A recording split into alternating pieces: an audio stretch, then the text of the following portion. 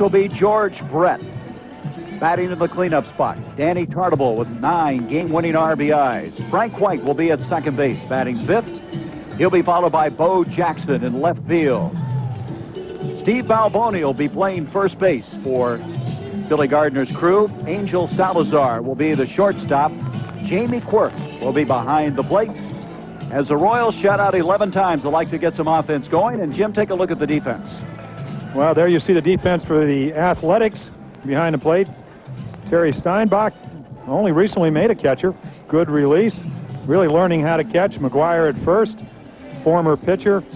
Soft hands. Phillips, former shortstop at second. Griffin, who won a Gold Glove in 1985 playing shortstop. Carney Lansford, excellent third baseman. Canseco, better hitter in left field than he is a left fielder. Bologna, inexperienced play yesterday, diving for a ball in the second inning, going by him for a grand slam. And a guy in right field, Mike Davis, excellent outfielder. Good arm, good range, can go get him. Steve Olivares, he's the right-hander. He made his first start of his major league career on May 19th against the Yankees after 93 relief appearances. Has excellent stuff. In fact, I'm very surprised, Jim, in talking to the A's before the start of this game. They're really excited about this guy, and he's probably one of the most unknown pitchers. Well, they're excited the reason they're excited is because their starting pitching has been not up to snuff lately, and they are looking for Olivares. He's not really gone past the 5th inning or really into the 6th inning in any of his 4 starts. So they're looking at a guy that has a lot of talent. As I said, a good running fastball, great curveball, has a forkball he uses as a changeup, the slider, and he's a good fielder. So they're hoping that he can reestablish a good performance from their starters. He's a 26-year-old right-hander. He beat the Royals last Wednesday. The guy's in charge of this game. Calling balls and strikes will be Drew Coble. At first base is Dale Scott. Larry McCoy at second. And Don Deckinger will be the third base umpire. As Willie Wilson will be leading things off for the Royals. He was not feeling very well before the start of the game. Billy Gardner waited to the last moment to see if, in fact, he would be leading off for him. Willie hitting .298 as he comes into this game, and a swinging strike one. 3 home runs, 9 RBIs, leading the club in stolen bases with 21. Just an outstanding day here for baseball. As pretty a day as you're going to have in this Oakland area. As Wilson grounds at third base side, Carney Lansford's going to let it roll, and it is going to roll. Foul. Yes, it is. And they waited for a long time. It did not go over the bag. It waited, went just left of the bag. Let's look at it. They waited a long time on this one. Well, the reason they waited is because Lansford down at third knows with Wilson's speed, man that's been successful 84% of the time stealing, knows he cannot make the play, chooses to let it go, and the ball has to either go over the bag or hit the bag, and you can see it misses by a matter of inches. And I thought it hit the bag for a moment. That's the reason I was holding up. Well, look, what it did was that if you have another look at the foul line, it's a very heavy chalked foul line. It looked like it just kind of hit the edge of the foul line, jumped up in the air. So a base hit for Willie Wilson. That'll bring up Kevin Seitzer. Seitzer right now with a 10-game hitting streak, foul back.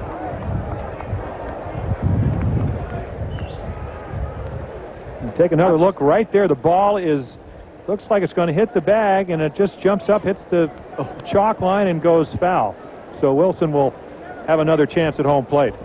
Count on Wilson now, 0-2. Here it comes, ground ball, second base. Tony Phillips will come in, able to come up throwing, and he gets Wilson. So Wilson with 2 cracks at it. This time they get him. 1 down, and that's going to bring up Kevin Seitzer. Number 33, Kevin Seitzer. Well, the 2-strike pitch. Olivares, you want to try to run the ball away from Wilson. He hits it up the middle. Olivares, nice effort. If he makes it, he has an easy play. Phillips cheating a little bit. Knows the speed of Wilson, a former shortstop, as we talked about. Comes in, makes a nice play. Knows he has to hurry and does. Tony Phillips with a good range at second base. He's taken over there after the A's traded Donnie Hill over the Chicago White Sox. Seitzer with a 10-game hitting streak. Back over the 300 mark. He had dropped below that for a short span of time. Seitzer leading all rookies in hits and runs this year. And the pitch goes inside. The count goes to 1-0. Well, he is a typical Kansas City hitter. And when I say that, he's from the mold of a Charlie Lau type of pupil. He can hit the ball the other way. Excellent power up the alleys. Really not much of a home run hitter, but also when you pitch him inside, he has enough ability to turn on the ball and pull the ball. So that's why he's hitting over 300. 2-0 on Seitzer. Seitzer's hit well at every level of play. There's a ground ball foul down the third base side. Jose Martinez will put it back into play. And the count goes to 2-1.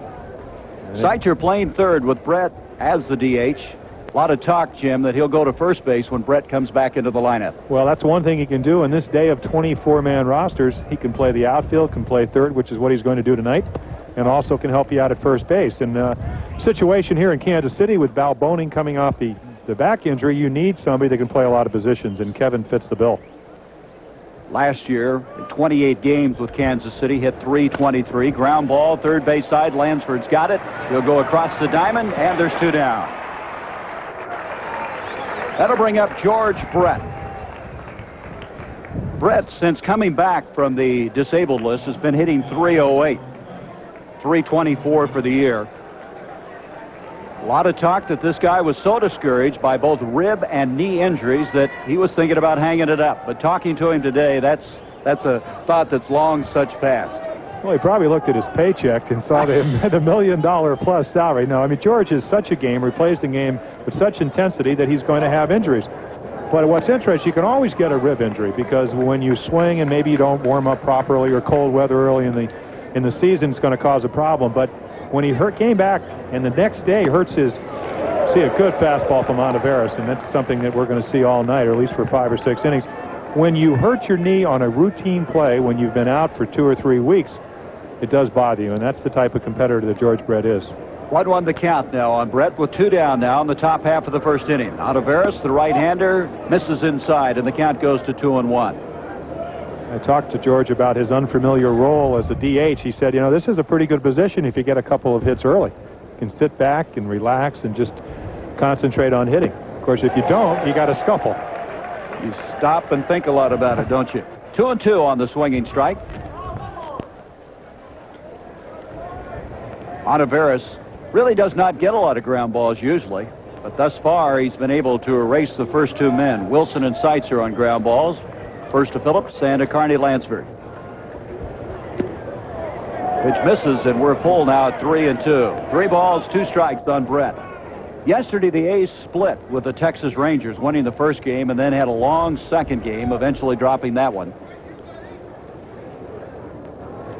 Oakland has been a very good road team. They started out miserably this year, losing their first 5. They were 5-11 early and then started to kind of swing things around on one of their eastern swings. 3-2 pitch now to Brett. And that'll be fouled back. One thing about this part, Jim, when you pitch, anything that's hit foul, first or third base side, you better be alert. There's a lot of room here. Well, a lot of foul territory, and I always marveled when I pitched against the great Oakland clubs that you talked about in the opening, that teams that historically went to the playoffs and then, of course, won the World Championship in 72 and 73 and 74 is how well they did hit. He struck him out. So it's a 3-up and 3-down inning for Ontiveros, off very impressively. The Royals not able to score, and the Oakland Athletics coming to bat. The Oakland A's have leading off Willie Polonia, who is the only man they have over 300 in the average department. He plays in center field. Mike Davis having an outstanding year in right field. Carney Lansford will bat third. He's at third base. There's the rookie McGuire. I know you'll be anxious if you haven't seen him play. He'll be coming up. Followed by Canseco. Reggie Jackson will be the designated hitter. He's been hot as of late. Terry Steinbach will be the catcher. Tony Phillips will be at second base, and he'll be followed in the 9th position by Alfredo Griffin, the shortstop. Looking at the Kansas City defense, Jamie Quirk will be catching. Former infielder, outfielder that went back to the minors, learned how to catch. Steve Balboni at first base. Perennial Gold Glover at second. Salazar at shortstop and Frank White. Salazar at shortstop. Kevin Seitzer, who we talked about at third. Bo Jackson, who after only 78 games struggled in left field last year, is much better. Willie Wilson, who can cover both alleys. And Danny Tartabull, Jose, his father, who I pitched against. Danny Tartabull in right field. Brett Saberhagen started the season with wins in each of his first 6 starts. Lost to Baltimore May 14th, and he now has won 6 consecutive starts again. As Polonia goes for the outside pitch, swinging strike one. Saberhagen is going after a record held by Rich Gale of 8 consecutive wins in 1980. 8 complete games thus far for Brett. He's tied for Bruce Hurst for the American League lead as Polonia fouls this one down the left field line.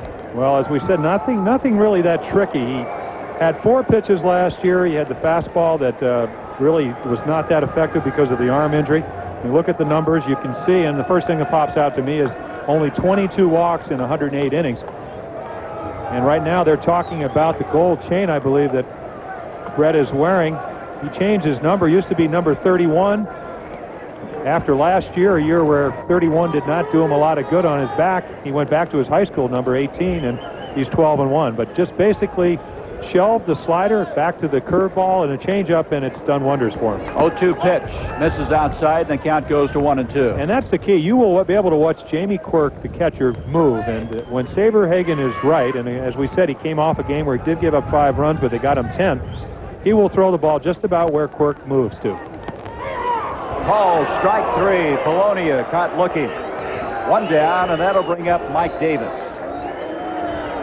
Polonia played a lot because he injured Dwayne Murphy, who injured his knee way back on April 22nd. Well, he shelved the slider, and he went back to the curveball, a little bit up on top. Polonia thinks it's outside. It sure looked that way from here, but you have to understand, this is right now we're at, what, 5:19. It's twilight out here. It's tough for the hitters to see, and it's also tough for the umpires to see. I tell you, right field's tough right now, the Sun field, as Davis comes up. Here's a guy that's quietly having the best year of his career as he fouls it back.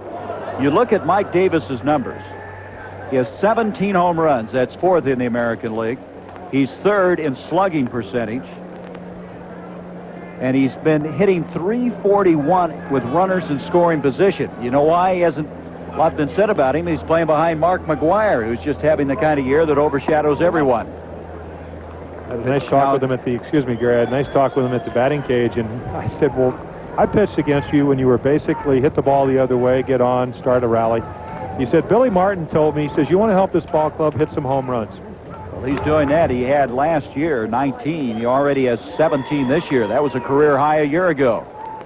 Davis playing in right field. He was the guy that collided with Dwayne Murphy. They had a very unbelievable collision in right center field. Murphy still hasn't returned, even though he is here today and was taking some batting practice.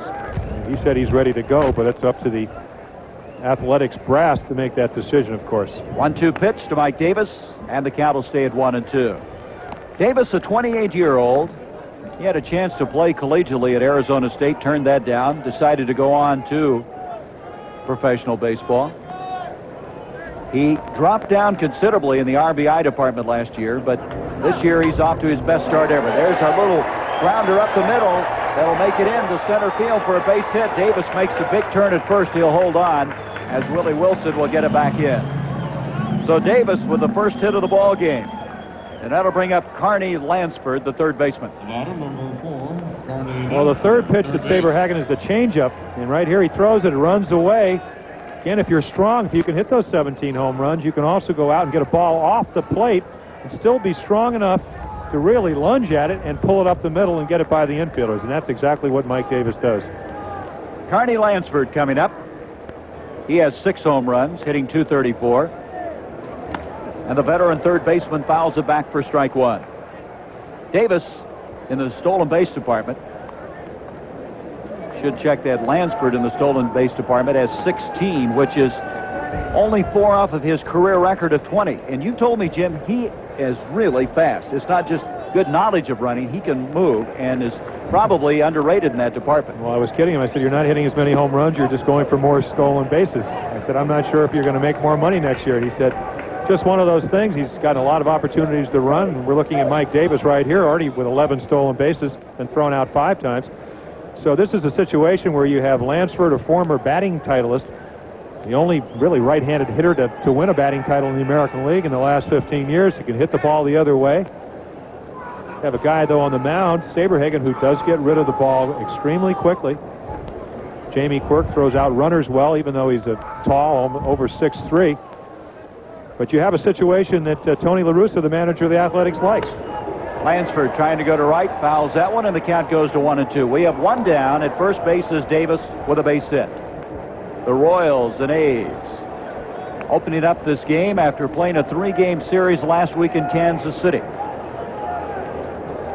Brett Saberhagen with a 12-1 record, looking for his 13th win as Lansford goes in with a 1-2 count now. Carney, you mentioned, leading the American League at hitting. That was in '81. He had 336 that year. Saberhagen, fastball, and he blew that one by.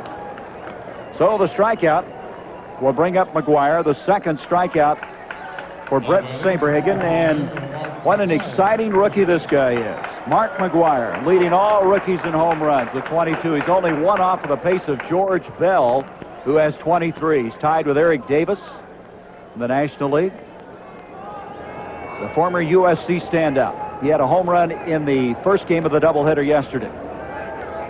And notice the compactness of his swing. Ground ball, third base side, fair ball, headed into the left field corner. Davis rounding second.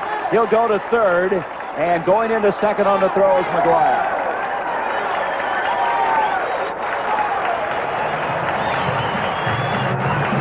Mark McGuire with a double. Again, another look at that short, compact swing. Fastball pretty much in the middle of the plate, but he's got a quick bat. That's how you hit 22 home runs, just gets on top of it. And then Kevin Seitzer takes over from there. I don't believe that he really thought he wasn't going to catch this ball. I think he thought he was going to get there in time. He knows McGuire is not that fleet of foot. Right there, he's going to go backhand it.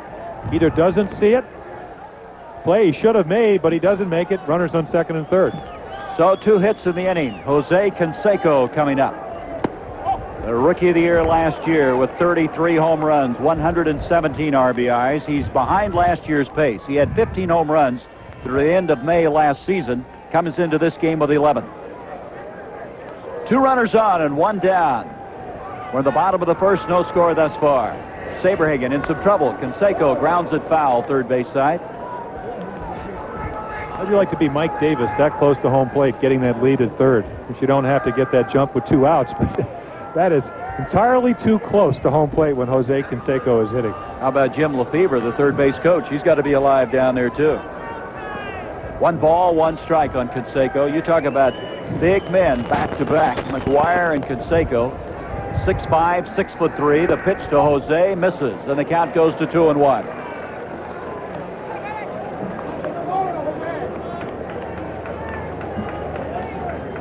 Two and 1. Gary Saberhagen's thrown him 2 pitches on the outside corner that he thought were strikes. And if you notice, Drew Coble, the home plate umpire, sitting on the inside corner. Tough look. Easy to see that pitch right there because it's right where Quirk was sitting. But when you go away, Coble has to look across home plate. That's the way they call them. And a lot of people really feel that talking about why there are more home runs and whatever, the strike zone has come down, and a lot of times you'll make a good pitch away. And again, another look at Drew Coble sitting on the inside shoulder, the left shoulder of Jamie Quirk. Tough perspective of the outside corner. Sound like a pitcher, Jim. Former. 2-2 with 2 out, and it's full now. 3-2. 3 balls, 2 strikes. Runners at second and third. Look at this now. That is painted or sewn in. They don't have the regular stirrups. That's very unusual. You seen that before? No. Well, I saw them in a sporting goods show, but I've never seen them on a major league player. He's probably got such big ankles he can't get the right stirrups. Come on, huh? Interesting decision right here. You have Jackson on base. Do you... High shot, left center field. Wilson is over, and he'll put it away. So there's no runs on 2 hits, no errors, and there are 2 left. We'll return to ABC's Monday Night Baseball after this message and a word from our local stations. In effect for Kansas City until midnight.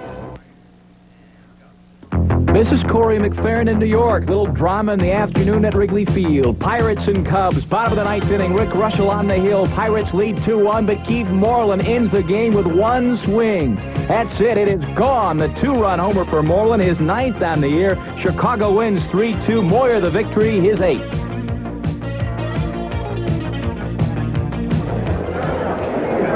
So Keith Moreland starting to heat up after a slow start. Danny Tartable, the leadoff for the Royals here in the top of the second, and first ball hitting.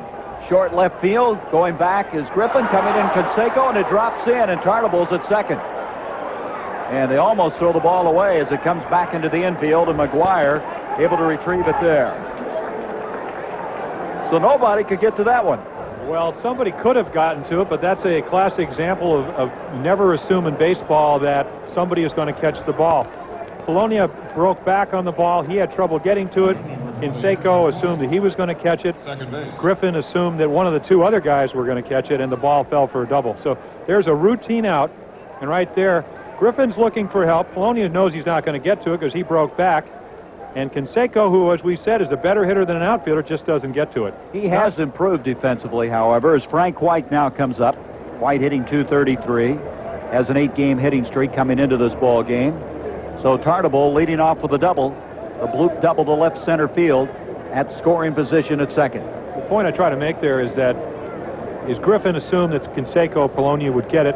Canseco assumed that Polonia would, and then the ball drops. And it's not a criticism to Jose because it would have been a tough play, but it is a play you try to run as hard as you can until you're called off, and that wasn't done. So Ontiveros giving up his first hit.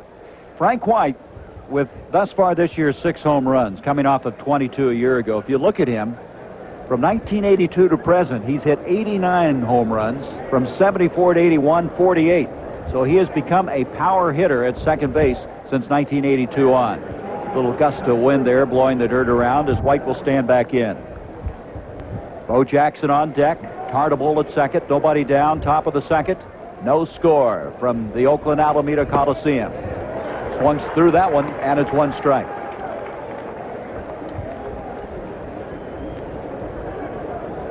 So Tartable at second.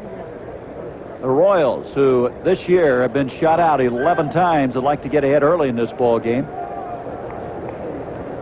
Yesterday, Jerry Royce with an 8-hitter against him.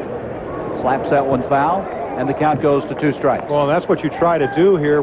Lead-off man on second. You'd like to get that man to third base for the on-deck hitter, Bo Jackson. Of course, the only problem with that is, and I guess what you may have is mixed emotions. Jackson, who has struck out 90 times and a little over 200 times at bat. So a lot of times you get him over, you give yourself up, and yet the next guy is incapable of driving the runner in. Ontiveros misses, and the count goes to 1-2. Bo Jackson has struck out at least 1 time in 14 straight games, so that furthers the thought that you were just making. So White now with a count of 1-2, nobody out. Tartable at second. Pitch to Frank, grounded foul, third base side. See Ontiveros going with a curveball. That's an extremely good pitch in this case, only because what you do is you get White out on his front foot, and it usually will mean a lot of times you get the pop-up or you get the ground ball to the left side and you don't advance the runner. And if you're thinking shutout now, there's a very good reason. That's because you're pitching against the Brett Saberhagen. In most cases, you might give him a run early in the game, but against a guy like Saberhagen, who's been pitching so outstandingly, you have to sometimes figure, well, I might have to pitch a 1-runner, a shutout type of game. 1-2 pitch to White, grounded third base side. Nice stop by Lansford, and he threw it away. Tartable will make the turn at third. He'll hang on, and going into second base is White. And now we're having a discussion where the ball ended up. They're going to wave him in. It will be a run scored, the 2-base throwing error. And so the first run of the game, and Lansford made a brilliant play to come up with that backhand stab, and then he threw it away. As we said, he goes with a curveball. He does get, you can see White lunging. And here's where Lansford takes over. He makes a great play. The only way he can play that ball. And right here, it looks like he gets a little bit confused with the bag. And we see the errant throw after 57 games without an error. They talk about those quick feet that infielders need to have, and you need to have it not only to get to the ball, but also to get up, get your balance, and make the throw. So the throwing error gives the Royals their first run. White ends up at second base, and here is Bo Jackson. And he looks at a called strike. Bo, as we mentioned, having the difficulty in the strikeout department, but still with 14 home runs and 37 RBIs. Jim, this is an interesting graphic here. First time up, he's not very effective. He gets stronger as the game wears on. Well, I talked to Hal McRae, who is also one of their DH pinch hitters and their hitting instructor, and I said, I'm aware of that graphic or those statistics. I said, do you sit with him the second and third times and talk to him? He said, wait a minute, you got this wrong. This man won the Heisman Trophy. You don't sit with him. He says, I wait for him to come with me. Two strikes. He really feels that as Bo matures, and that's exactly what he's trying to do at a major league level, he is going to come to Hal McRae. He's going to go to some of the older players and ask for more advice. Right now, he's a very self-assured young man. I think he's a quick learner. I think he learns on his own. That maturity of winning the Heisman didn't hurt him at all, but he goes down swinging. The strikeout is the second of the game for Ontiveros. So Bo Jackson will walk back to the dugout. Let's look at it again. Take a look at the way he wraps his bat. This is what they'd like to have him get away. He wraps it, and he just doesn't get to that pitch. It's a quality pitch, outside part of the plate. He's always established the ball inside. Not really a pitch that a hitter should consistently hit, but they'd like to have him make some modifications in his swing. That'll bring up Steve Balboni, the first baseman. Jackson striking out 37% of the time. Going down there, a big out for Ontiveros. One down, a runner at second, a run is in on an error. Steve Ontiveros is very effective against right-handed batters. They hit only 185 of them against him. Left-handers, a little more successful, hitting 261. It's not surprising he's successful against right-handers because he has the pitch. That's line to second. On the short hop is Phillips, and he'll play it to first, and there's two down. Well, we've seen where errant defense has hurt Ontiveros in this inning. We saw the pop fly fall in for a double, and then Lansford throw the ball away. But there, playing Balboni over the bag as a pull hitter enables what a ball that would be normally going into center field to be an out. So you have two outs, a man on second. That's a tough play by Phillips at second base. That ball coming up on the short hop, but he played it very well, and that's going to bring up Angel Salazar, the shortstop. He had a big error yesterday in that game against California, but he has played extremely well. He's committed only 5 errors this year. Well, he is in the lineup for his defense, and did a little bit better last year. Talking to Billy Gardner, the manager of Kansas City, he said they've really kind of found out what kind of hitting style he has. He is a high ball hitter. He's been chasing the low breaking ball and the fastball away. So what they try to do is keep the ball down. If they do get ahead, just kind of go up the staircase, just high, high, and higher. He's really been struggling on this road trip. He's 1 of 14 on this swing. Has a chance now to drive in the second run of the game. White down at second, 2 down. We're in the top half of the first. 1 run in on an error and a base hit. A double by Tartable. Salazar will back out of there. Buddy Biancalana is expected to return to the Kansas City Royals shortly. He's been having a lot of neck trouble, and Salazar has been the Iron Man at shortstop for Billy Gardner. He'll be back on the 26th, is the latest we've heard. 2-0 now to Salazar.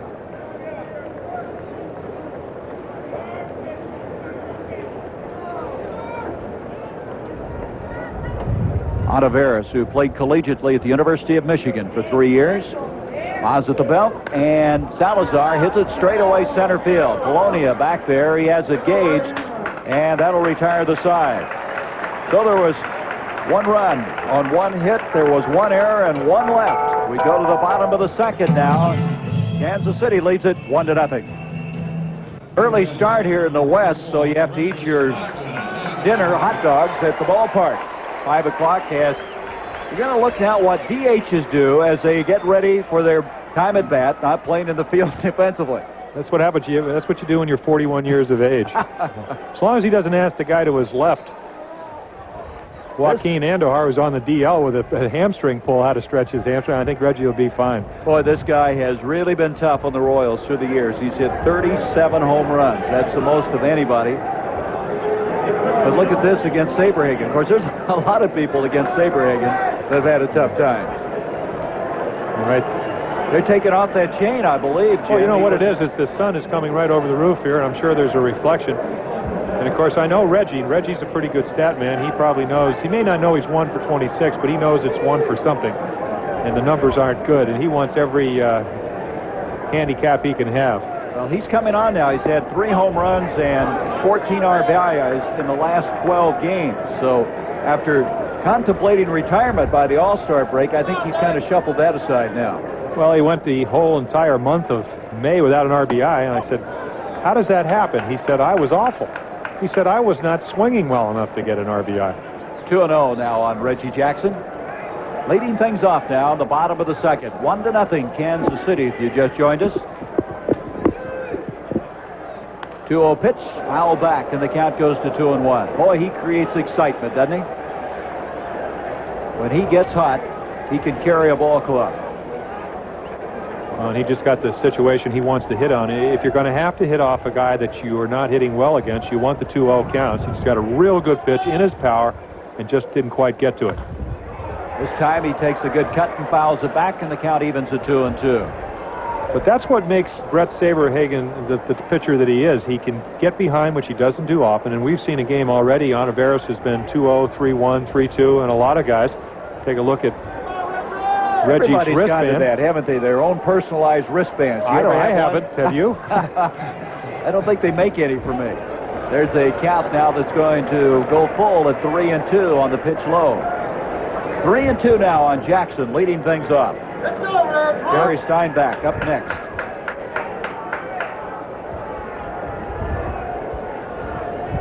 Fly ball, center field. Wilson going back, and that ball is out of here, way back.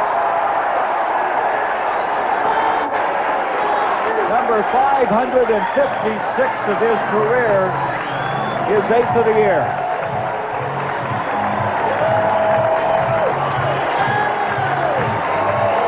Well, you called it. He has been swinging the bat a lot better. He said he was confident. He gets Saberhagen 2-0, 2-2, 3-2. Let's take another look. 3-2 fastball, middle of the plate. You still got to hit it. It's over 90 miles per hour, and he does. Willie Wilson, Reggie knows right there. So did Willie Wilson in center field. Just watched it sail over his head into the bleachers. So Jackson with a hot bat. Here is Steinbach. He has hit 6 home runs himself. They feel this guy has an outstanding future. A future force, they feel, in the league. 25-year-old catcher for Oakland. So we're tied at 1. Ground ball to third. Seitzer able to come up with it. Off the Balboni, and there's one down. Friday night, for the first time on television, ABC Sports presents the great heavyweight showdowns. Michael Spinks against Jerry Cooney, and also coming up tonight, Monday Sports Night with the Mike Tyson Pinklin Thomas fight. An in-depth look at the heavyweight division. Did you see any of that with Cooney? 5th round TKO? No, I tuned in at about this, hopefully the 6th round. It wasn't there. No. There's been better fights in baseball this week than that. Friday night, and then Sports Night coming up tonight with the host Al Troutwig. Get on the same page here as Tony Phillips at the plate, and the pitch misses outside, and the count now goes to 1-1. 1 ball, 1 strike, 1 out, and a run in on the home run by Reggie Jackson.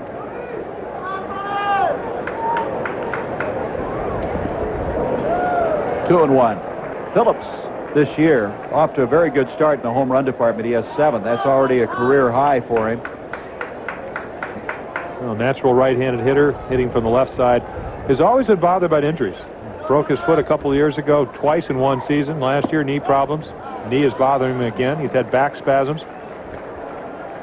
But helps him defensively, and if he can get on, he's not a great base stealer, but he's a switch hitter that can give you a pretty good on-base average and help you defensively. 3-1, now 3-2 as Phillips swings through that one. Well, Tony's their second baseman. He and Donnie Hill used to battle at that position. They traded him over to the Chicago White Sox for Gene Nelson, who's a relief pitcher, and he's their guy. Fouls this one off, and the count stays full. Well, what you're hoping if you're the Athletics management is that Phillips stays healthy. He's been playing. He's not healthy, but he's been playing. And then you need quality pitching, so you get a guy like Gene Nelson that can be a middle reliever or a starter if you need. So it's back again. Situation where you have a player where you think another guy can take his place, and anybody that's a baseball fan this year can see that there is a dearth of pitching in both leagues, National and American, both divisions. Are you considering a return? No. Okay. We saw one guy that considered a return to retire today, Tom Seaver. Right. He was really honest with himself, wasn't he? Well, I just don't think he was prepared for a comeback. I think what he let his heart maybe dictate more than his good judgment. And then I think he, at second thoughts, wasn't able to pitch up to his capabilities and his expectations. And he retired. I give him a lot of credit. So Tony Phillips walks with one down. That'll bring up Griffin, the shortstop. Alfredo Griffin, who has 1 home run and 24 RBIs. Runner at first base. 1-1 our score. Reggie Jackson leading off this inning with a tremendous home run in center field. His 8th of the year as Saberhagen now checks a runner at first, and he threw that one right through Alfredo Griffin, and the count goes to 1 strike. Griffin this year had his streak ended of consecutive games. For 2.5 years, he did not miss a starting assignment. Then his father passed away in the Dominican Republic, went back for the funeral, then had some shoulder trouble, but back in the lineup. Played second base yesterday for the first time since 1984. Strike 2 now, 0-2 to Griffin. Well, very durable player, as you said. 162 games, both 85 and 86. Won a Gold Glove, 85. Doesn't walk a whole lot. Walked 4 times one night in Baltimore this year. I was joking with him. I said, "You didn't walk; they walked you." He's tried to be more selective this year. Ground ball to short. Salazar will go to White. The relay to first, not in time. They get the lead man. Tony Phillips erased at second. Down at first on the fielder's choice is Griffin, and that'll bring up the top of the order.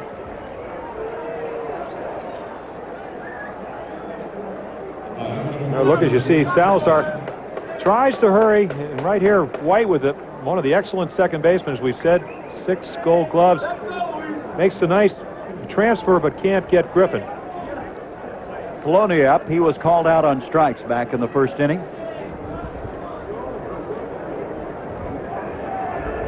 Leading off at first is Griffin. And there's a snap throw by Quirk rather, and he almost got him. Balboni putting the tag on, and that was very close. Jamie Quirk with a snap throw to Balboni. Gives him the old fake steal. Stumbles a little right now. He almost doesn't get back. Presence of mind to go to the outside of the bag, or he might have been out.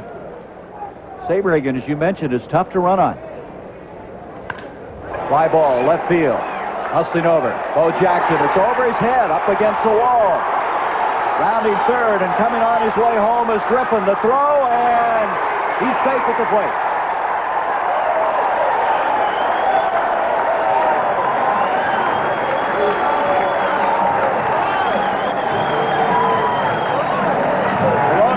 Up at third base. I don't know what happened to Bo in left field.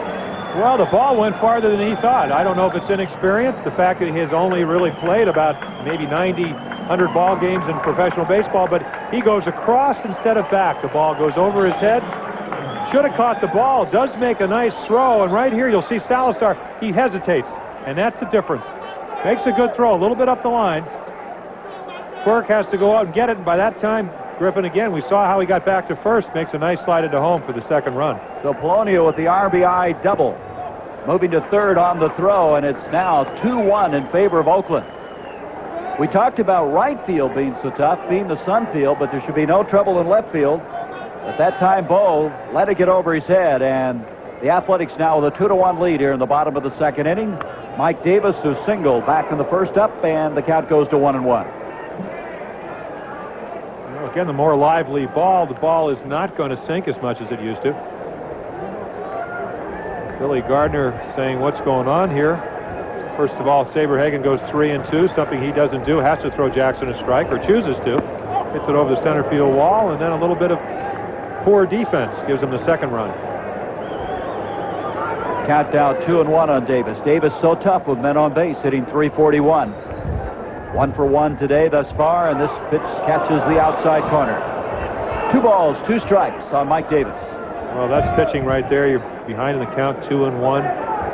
Throw a curveball over. Makes the game a lot easier. It's nice when you have alternatives, and Saberhagen has those, 3 of them. Grounded foul, and the count stays at 2-2. If you're a hitter, you go up there. He's already shown you, if you've been sitting on the bench watching the game, that he can get his fastball in pretty good spots. Struck out Polonia the first time on a curveball. Will throw it behind in the count, and then he has the changeup that is also very effective. Makes that fastball even look quicker. Polonia with his 19th RBI as this pitch now moves outside, and it's full at 3-2. 3 balls, 2 strikes. 2 out, 2 runs are in the inning. So uncharacteristically, the 4th full count, 3-2 count from Saberhagen. Foul down, and the count stays full. Comes back with a curveball.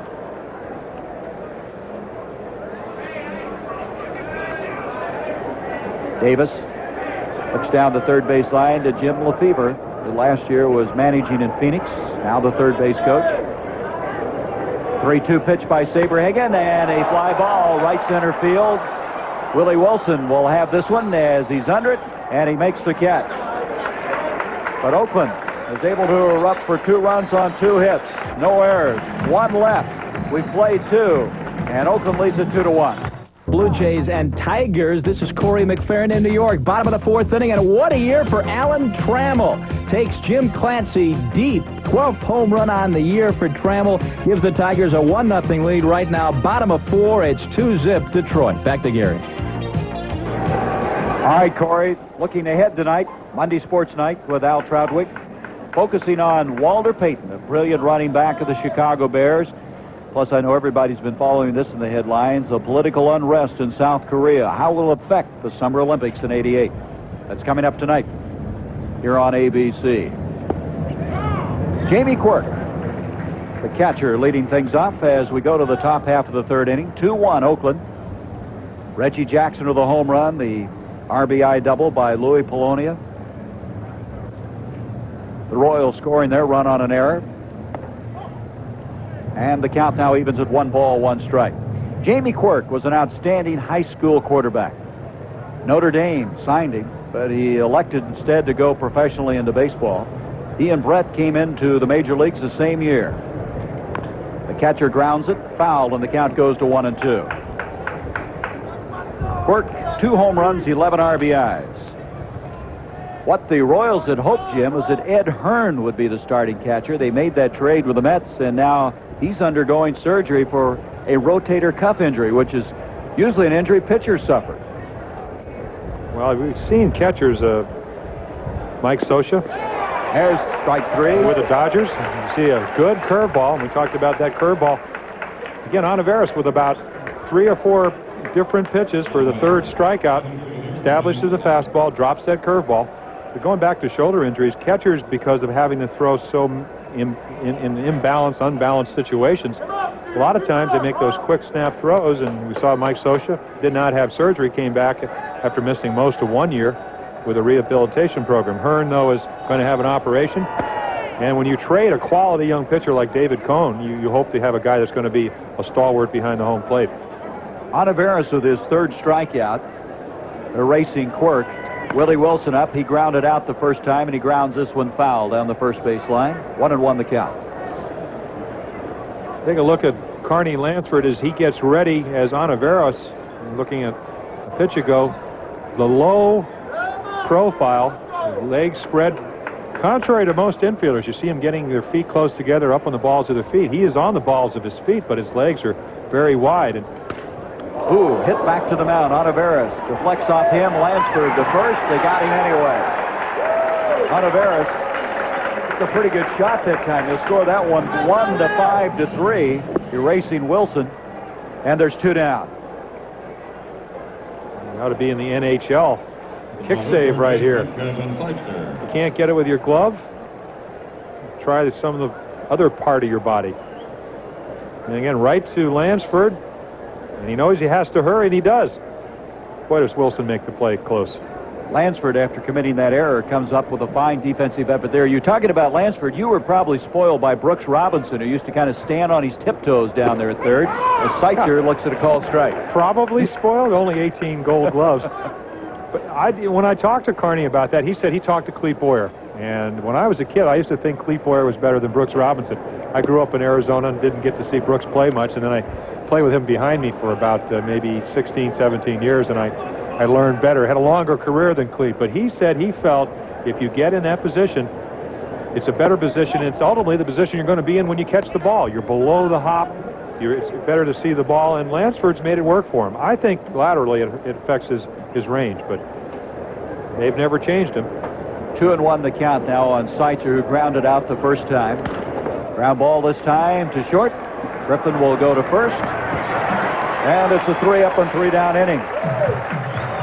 We go now to the bottom of the third inning here on a gorgeous day for baseball, and the Oakland A's with a 2-1 lead. Welcome back to the Oakland Alameda's Coliseum. Bottom of the third. Let's pause now 5 seconds to allow our local stations to identify themselves.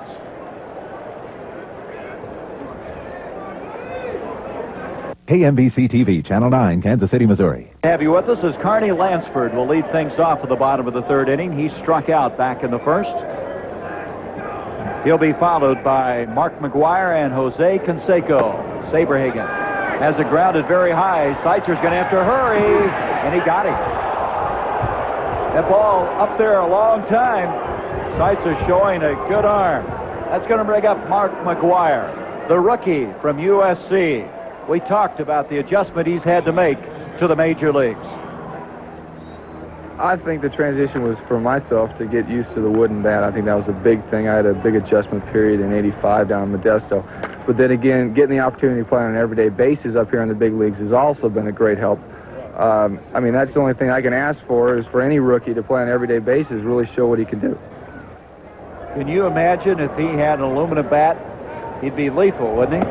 Well, he was. But I mean now, college. with the way he hits the ball, he's gotten bigger and stronger. Can you imagine since then. the ball that's more lively, and everybody that I've talked to, and I'm talking about the Bob Watsons, the guys that are like the batting instructor here in Oakland, that know what they're talking about.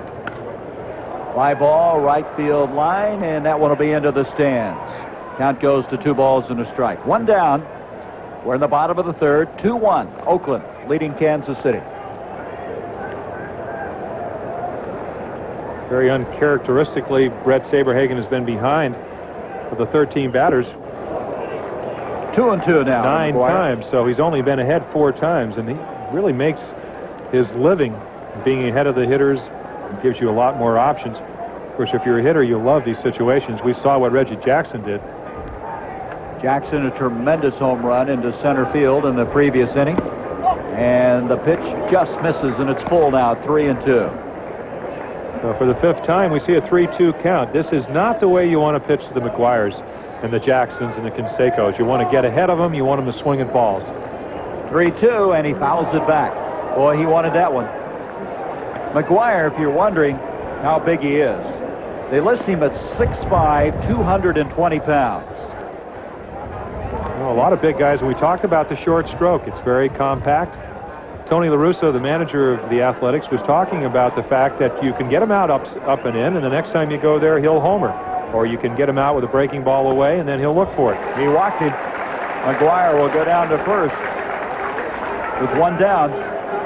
Second walk of the game now, and this guy, Saberhagen, his career has only given up 1.69 bases on balls per game, so he's above that already. That'll bring up Canseco. Well, you talk about a tough order. McGuire, Canseco, and Jackson. If it's not the biggest lineup in baseball, it's one of the more powerful ones in baseball. How about the whole lineup? Canseco looks at a called strike. I think the key to the Oakland Athletics' success this year, as in many ball clubs, and it's kind of almost like an understatement, is their pitching. If they can get some consistent starting, they have a chance. They have a chance to contend. Yeah, I mean, if you look at their lineup, Polonia's hitting 322 or 328, I guess, going into this game, and then you have Mike Davis. You talked about his home run capabilities. Lansford's won a batting title. Then you get to McGuire, Canseco, Jackson. Steinbach is hitting 288. I mean, there was really not an out in this lineup. A lot of right-hand hitters, though. A lot of DP situations, double plays. 1-1 pitch. Canseco pops it up. Frank White, the edge of the infield, will make the play, and there's 2 down. 2 down, and that'll bring up Jackson, who hit that tremendous home run back in the 2nd inning. Designated hitter, Reggie Jackson. talked to Reggie for about 15 minutes, and I said, "Are you happy here?" He said, "Well, you know, I've lived here for years." And he says, "All they've asked me to do is to come out here, give 100%, run out the balls, be a good role model." And I said, "Yes, but is that enough for you? I mean, are you content? Are you happy the way you're playing?" He said, "In May, no. June's another story." Wait till October if he's playing still then, right? That's been his month every year. Well, a flair for the dramatics, and I mean, he's had a great career. Anybody that's hit 556 home runs and has played as long as Reggie and had done as many things and played as many world championships, all-star games, and whatever. But you think back to all the great thing he's done. Only one home run in the all-star game, but where did it go? On the roof in Detroit. 1-1 to count. 10 home runs in World Series, 3 in one game. I mean, that's got to be one of the more dramatic games in World Series history. He's hit .357, 10 home runs and 24 RBIs in 5 World Series. To show you the numbers he's strung together. 1-1 with 2 down, and there's a fly ball center field, not hit as deep this time. Wilson will come in.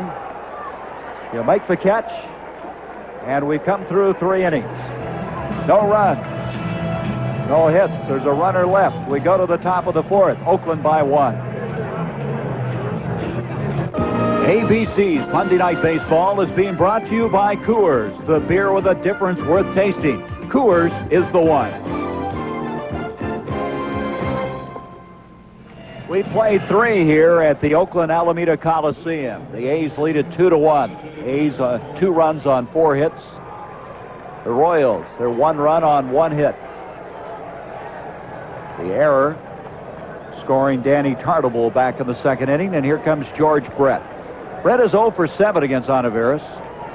Career-wise, Tony La Russa, who took over this ball club last year, replacing Jackie Moore, who's now coaching in Montreal. 1 ball, no strikes to Brett. Brett, since being hurt, has always come back strong. Career-wise, after injury, he's hit .332. Hitting .308 this year since returning, and this ball hit the center field. Polonia has it gauged, and there's going to be 1 out. 1 down in the top of the 4th. Seattle, who's above the 500 mark, one of the surprising clubs, leading the White Sox. California leading Texas 1-0 in the 2nd. Detroit 2-0 over Toronto. Baltimore, boy, they've been struggling, haven't they, Jim? Well, but their only chance, really, for success is when Mike Boddicker pitching. He's pitching tonight, leading 2-0. Going in the 6th inning. Of course, it's a 9-inning game, as we all know, at least most times, unless it rains or we have a delay.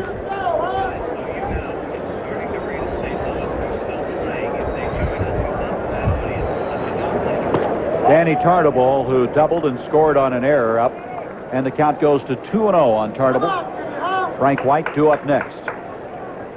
2-1, Oakland, top of the 4th. And an Ocean halfway went around. It's there anyway, and the count goes to 2-1. This guy coming over from Seattle in the trade for 3 players, and really, if you look at the trade, I guess it's helped both ball clubs. Tartabull leading him in game-winning RBIs with 9, 4th in batting average in the American League. They picked up 2 pitchers and an outfielder. And Seattle, as we mentioned, is a surprise team this year. Well, they got Scott Bankhead. That was the #1, the starter. He's having a pretty good year for Seattle. But what you said about the 11 shutouts, I think, gives you an idea about General Manager John Schuerholz, how he felt about their offense. Last year, they struggled offensively. Balboni with the back problem. Brett, historically, having problems with injuries because of how hard he plays the game. They wanted to get somebody that could really hit. And Tartabull coming off a year with 25 home runs and a lot of strikeouts. But he's much more disciplined this year. And Hal McRae, their batting instructor, really feels this is a guy that's going to hit 300 with 30 home runs, and he's on his way. You wonder where they'd be without him. 3-2, and he walked him. Tartabull on with 1 down. That's the first walk of the ball game by Ontiveros. Now, that's a pitch that he most likely would have swung at last year. Frank White will come up. He reached on the error back in the 2nd inning. White, who in the estimation of Whitey Herzog, when he was managing Kansas City, had the best range of any second baseman. They will tell you maybe he doesn't cover as much ground, but he's always in the right spot. places himself very effectively at second. Well, that's what you have to do, is you become long of tooth, so to speak. Part of the game so much, and we've seen it already tonight with Phillips playing right up the middle on Balboni. Part of good pitching in Kansas City really is their long suit is their good pitching, is good defense, and this is one of the reasons. Kansas City's hit into a major league leading double play balls thus far. They don't move the runners all that much, and now with Tartable down at first, White fouls it down, and the count goes to 0-2. Well, that's something that Billy Gardner talked about. He's trying to bunt a little bit more and hit and run. Again, you talked about Frank White, 22 home runs each of the last 2 seasons. He used to be a hit and run man, as we take a look at Billy. And in this situation, here's a guy that can handle the bat, but all of a sudden you have Olivares ahead of the count, and it does limit what you can do as a manager. McGuire holding Tartable on, fouled back, and the count stays at 2 strikes. Well, you look at their stolen base department. Willie Wilson has 21 stolen bases. And after that, there's a considerable drop-off. Of course, that's been the case, I guess, when Herzog was with the Kansas City. They were running more at that time. Then have fallen back into a different posture. There's a ground ball to second. Phillips has him in the rundown. Gets Tartable, and he got the double play. Outstanding defensive effort. 71st time this year the Royals have hit into a double play. 2-1, Oakland leading Kansas City. Brett Saberhagen, who thus far has given up in this ball game, 4 hits, good for 2 runs, both of them earned. He's walked 2 and struck out 2. Looking for his 13th win of the year. Leading things off now in the bottom of the 4th, Terry Steinbach. Terry, the first time, grounded out to the third baseman. The big blow of this game, Reggie Jackson's tremendous home run in the 2nd inning. The Royals scoring their run on an error. As Saberhagen, as Jim Palmer has mentioned so many times, running the count full and throwing a lot of pitches in the early going. As Steinbach grounds at third base side, Seitzer will come up throwing, and there's 1 down. Well, the 1987 version of Brett Saberhagen is a little bit bigger. After that disappointing 7-12 season, he spent really just till about Christmas at a weight station. Did, I think, exercise cycle, things like that. Then went out to his home in Reseda, California, and threw 6 days a week. So he's a little bit bigger, also a little bit stronger. And here's a guy that won a Cy Young Award, 20-6, and now he throws even harder. But tonight the story is he has not had great control. He's been ahead of only 6 of the 16 batters he's faced thus far, to give you an example, as he's always had the pinpoint control, but struggling a little bit now and trailing this ball game 2-1 with 1 out. Tony Phillips walked back in the 2nd inning. Phillips will be followed by Griffin, the shortstop. Beautiful day here, raining in St. Louis, but you could not ask for better weather than we have here. In fact, even the natives of this area couldn't believe how good the weather is. The elevator operator was complaining about how when the Athletics come home, the weather gets bad, but today he couldn't fool me. I said, you've been in this elevator too long. So Phillips goes down swinging. 2 outs in the inning. That'll bring up Griffin. Next week on Monday Night Baseball here on ABC, St. Louis against the Mets, or the Cubs at Montreal. The Cubs, a dramatic win today, and Montreal, one of the surprising teams this year. I don't think that is an overstatement at all. Everybody thought when Dawson left and Raines came in late, it was all over. Proved to be different. Strike call to Griffin with 2 down here in the bottom of the 4th inning. Tony La Russa coming over from the Chicago White Sox, replacing Jackie Moore, and the thing they say about him is he gave the team a real winning attitude, a positive feeling about themselves. Well, 3rd best record in the American League after the All-Star break. With the speckled man, Bob Watson, their hitting instructor. Tony's the type of guy, and I pitched against him when he was an infielder for the Kansas City Ball Club a long time ago, and his style is he always wants the edge. I don't know if it's being a barrister, a lawyer, or whatever, but he wants to have that upper hand, and he likes his ball club. He's one of 5 managers in baseball history with a law degree. Does that scare you a little bit? 1-2 with 2 down. Ground ball, second base. Frank White is there, and it's an easy inning for Saberhagen. So we've gone through 4 innings, 2-1. Oakland with the lead. Will return to ABC's Monday Night Baseball after this message and news headlines from our local stations. From the Oakland Alameda County Coliseum, Gary Bender, Jim Palmer. We played 4 here as it's 2-1 Oakland. Bo Jackson, who went down on strikes the first time up. Some talk that maybe Bo wouldn't play today as he struck out in 14 consecutive games. Grounds out this time to the second baseman, Phillips, and there's 1 down very quickly in the top of the 5th inning. That'll bring up Steve Balboni, who grounded out the first time. The Royals at least averting the shutout. As we said earlier in this ball game, they've been shut out 11 times, 5 times in the month of April, and picking up the run even though they had to have the error to get the run in. Well, you get them any way you can, right? Yeah, well, you do, but on the other, if you're a realist and you're also Billy Gardner, you got to be a little concerned. You got to be a little concerned about Steve Balboni. Historically, the guy they look for to hit a lot of home runs coming off the back injury we talked about, and they still think that it's bothering him. Not really swinging that freely. Called strike, and the count goes to 1-1. Of course, that curveball will keep you from doing that. He says I should have hit that pitch, but Ontiveros has really mixed his pitches up well. He's been ahead of the hitters. He's pitching fast, which is great for your defensive players. Keeps you on your toe. Line shot left field. Canseco lets it hit in front of him, and on with a base hit is Steve Balboni. Well, Balboni was very bitter at the start of the year. They said that he had to actually make this ball club to get a $100,000 guarantee. He gets $65,000 for each 30 games he plays after that. So if he stays healthy, he can have a very productive year financially. As Salazar will come up, a runner on, and 1 down. And that's after a couple of 30 home run years and then a year with 29 after being injured. He had 29 home runs last year. Salazar the first time, flied to center field. The Royals scoring their run on an error in the second. Coming back then, Oakland to pick up 2 on the home run by Reggie Jackson.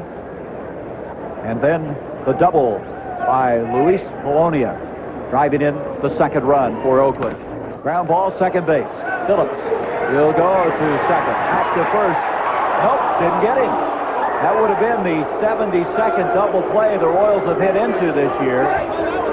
But they're not able to execute that and get the back half of the double play. Take another look. Salazar going the other way, but it's right at Phillips. Here's Griffin. You'll see how quickly he gets rid of the ball.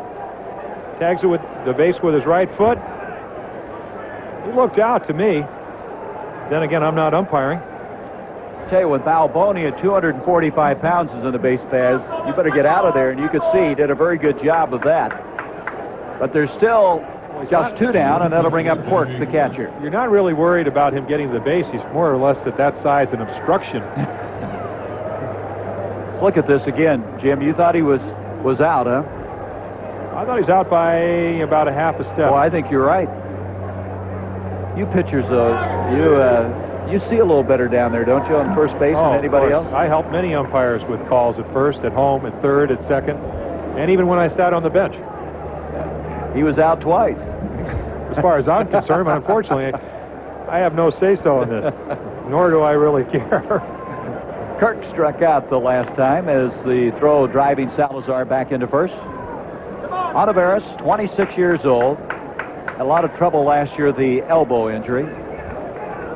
2-2 a year ago out of St. Joseph's High School in South Bend, Indiana. Played collegiately, as we said, at the University of Michigan. And he misses, and the count now goes to 1 ball, no strikes. One of the problems he had with his arm last year, he was asked to play another role 2 years ago, 75 innings, only 46 hits, give an idea of what kind of stuff he has. Last year, because of the injury to Jay Howell, had to come in as the stopper, so he pitched a lot more pressure situations, and come along about July, came up with some tendonitis, and it affected him. Quirk fouls that one back, and the count goes to 1-1. You look at Ontiveros with 93 straight relief appearances before he pitched his way into the starting rotation. And his longest career outing was 5 innings. Well, they've made him work today, but he does have a wide selection of pitches to get him into the 5th and 6th the second and third times around a lineup order. A lot of pitchers, excuse me, Gary, a lot of pitchers only have 1 or 2 pitches, so when you get to the second or third time around, they've seen it. But his fastball moves. He has a curveball. He's got this little fork ball. He's got a slider, so he's got a pitch for all types of hitters. He's got it all, doesn't he? Top of the 5th, and this pitch now drives the count to 2 balls and a strike. 2 down, a runner at first and Salazar. Top half of the 5th inning on a just spectacular day for baseball. Quirk with 23 lifetime home runs, all against right-handed pitchers, so 2-2. good hitting situation. The 2-1 count, gets his pitch, and he still doesn't hit it. Quirk coming in here has 2 home runs, 11 RBIs. He had 8 last year, 4 against Oakland pitching, so they apparently did not pitch him the way they'd like to. When you go back, and we saw Dave Duncan sitting with all the charts today, who's the pitching coach here.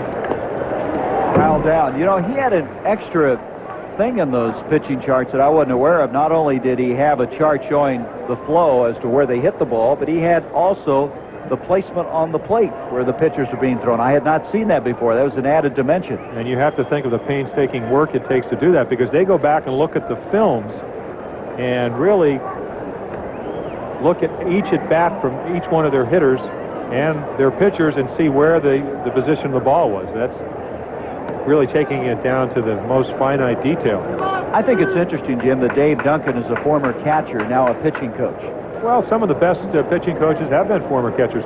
Rube Walker, who was in New York, Seaver, Ryan, Kuzman, some pretty good. He caught some good pitchers and then instructed some. High ball, left center field. That's going to drop in. Salazar makes the turn at second. He's on his way to third, and we'll have runners at first and third with 2 out. That ball hit pretty solidly that time by Quirk. A little high breaking ball. He counts 2-2. Quirk is not a home run hitter. Center field view of Olivares. Curveball up in the strike zone. Doesn't try to pull it. If he did, it'd most likely be a ground ball to second base. Just goes the other way. Canseco couldn't run it down, but Polonia does, and we have runners on second and third. So there's 2 hits in this inning, 3 for the game. And that'll bring up Willie Wilson. He's grounded out and then hit into a 1-5-3. Out. He hit the ball right back at Olivares. Lansford on the deflection, able to throw him out. Wilson, we had to wait late today for the starting lineups because he was not feeling well.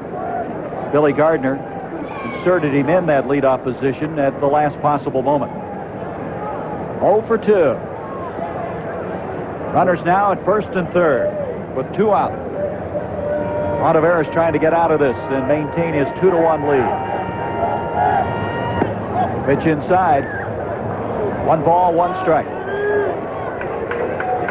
We understand it's still raining in Busch Stadium in St. Louis.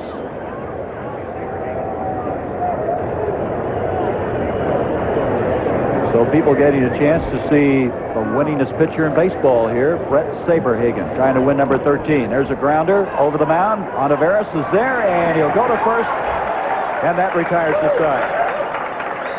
So there's no runs on 2 hits, no errors, and 2 left. We go to the bottom of the 5th inning. The Oakland Athletics with a 2-1 lead. We go now to the bottom of the 5th inning. You can see now the shadows starting to really have an effect on this game. Shadows from the stands and coming out from home plate, and that's got to be tough for a batter right now, Jim, as Louis Polonia moves into the batter's box to lead things off for the Oakland Athletics. You just don't pick up the ball as well as you'd like to. You don't pick up the spin. You don't pick up the ball, period. And, of course, it's also a disadvantage for the pitcher. A lot of times you're looking right into the sun. Now, Saberhagen, one of the reasons he's so successful, we talked about the great control and the good stuff, is that he's very compact. He keeps his chin tucked. He doesn't look into the sun. But if you have one of those Fernando Valenzuela windups where you throw your eyes skyward, you can look right into that sun, and it's real hard to pick up the catcher when you come back out of the sun into the shadow, so to speak. Polonia 1 for 2. He was called out on strikes. Doubled in a run back in the 2nd inning. Now count goes to 2-2 on him. A good young hitter. We talked about his inexperience in the outfield. But then again, when you get a guy that can get on base, hit over 300s, steal some bases, doesn't have a lot of power, he can do a lot of things for your ball club. Only 22 years old, from the Dominican Republic, and fly ball center field. Willie Wilson go back. He'll have this one easily gauged, and there's one out. That'll bring up Mike Davis, who is singled and flied to center.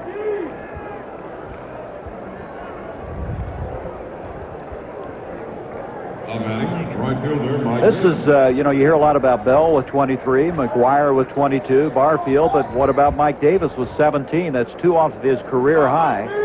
He's just kind of been following in the footsteps of McGuire, who's gotten most of the ink. He had a slogan this year. He said, "I'm looking to heaven in '87," meaning he's looking for his best season, and thus far it's going to be that. Well, just missed a 3-run home run last time. Took a hanging curveball and got under it. Flew out to right field instead of just really hitting the ball with a lot of authority. 1 ball, 1 strike on Davis.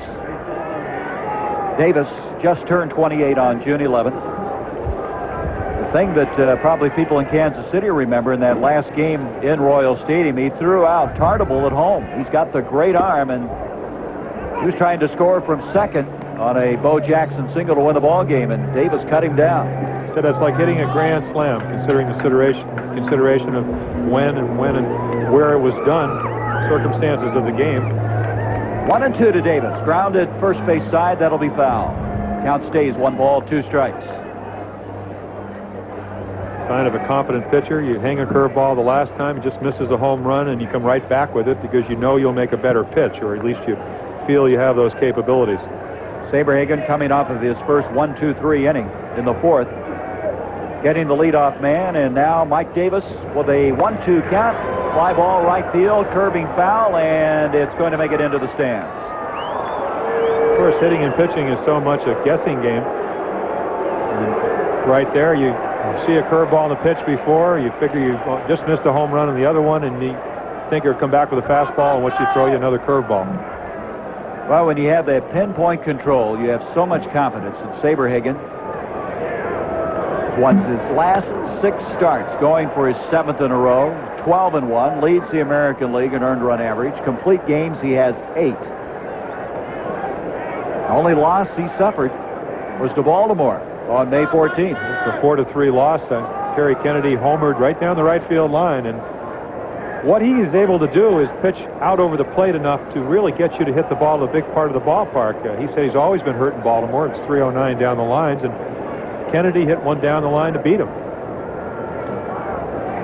He and Charlie Liebrandt, 1-2 in the earned run average. Liebrandt winning his 8th game. A deep pitching staff, but it's been hurt a little bit by the injury to Buddy Black. If you look at Danny Jackson, who won the last time out, Liebrandt, Saberhagen, Gubaza, the deep pitching staff for Billy Gardner. Davis this time, line drive, right field, and it's going to be trapped. It's a base hit. What a play, though, by Tartable in right field. You had to wait for a moment. I thought he came up with it. Well, you talked about the most difficult field to play here in Oakland is the right field, especially at this time because of the sun. Right here, he probably doesn't see the ball. Comes in, the ball's sinking. Now, right now, he just wants to catch it. It looks like he traps it. You can see the ball short hop into his glove. Not an easy play to make. Not easy when you're looking into the sun field. Wonder that ball didn't get by him, and Saberhagen with a big move, driving Davis back into first. 5th hit of the game now by Oakland. 2 of them for Mike Davis. Lansford 0 for 2. Called out on strikes and grounded out. Ground ball. Salazar go to second for the force. 2 out. That'll bring up Mark McGuire. McGuire thus far doubled back in the first inning, and he walked in the 3rd inning.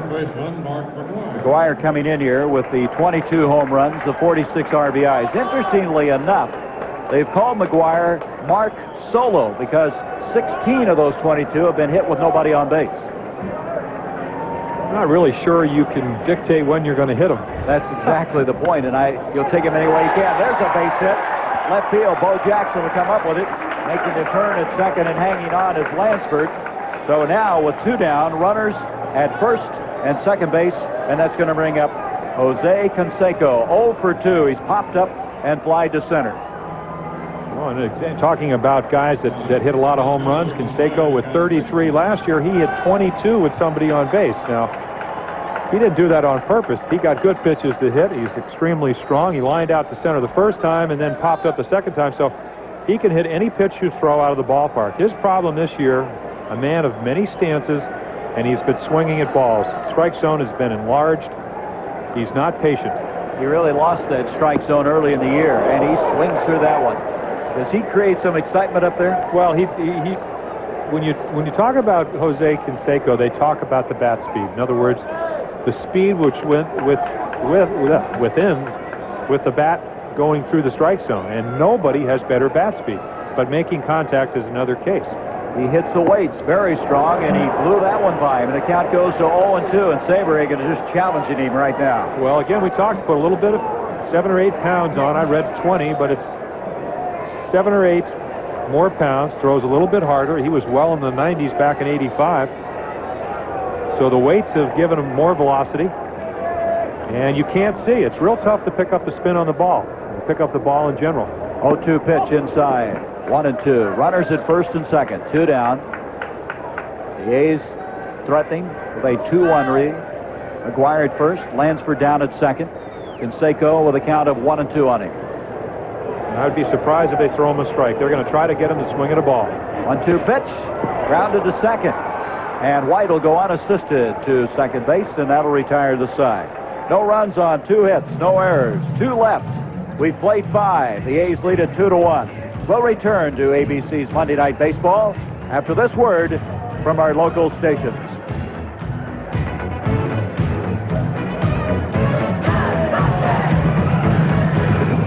Yankees continue their mastery over the Orioles. Corey McFerrin in New York. 7th inning. Yankees have just tied it up at 3. Then Willie Randolph, bases jammed. The rip to left field. It's in for the base hit.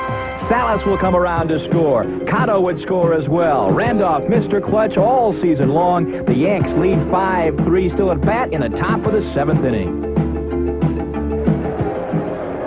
All right, Corey, thank you. Looks like it was raining there, too.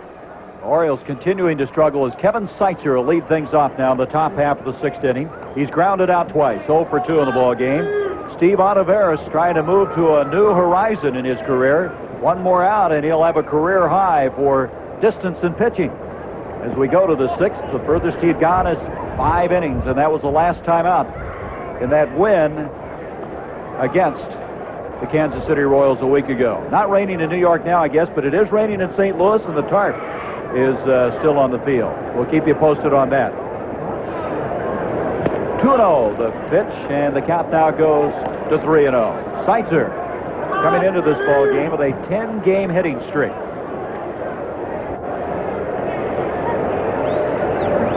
Well, you talk about Rookie of the Year. It could come from one of these 2 clubs. McGuire, Seitzer, Bo Jackson. A lot of young talent on these 2 clubs. Well, Seitzer is just doing an everyday job. Contact, play 3 positions we talked about. The other guys a little more dramatic. Home runs, power-oriented type hitters. On a 3-1 count, Seitzer fly ball right field. Davis is going back, and he'll put it away.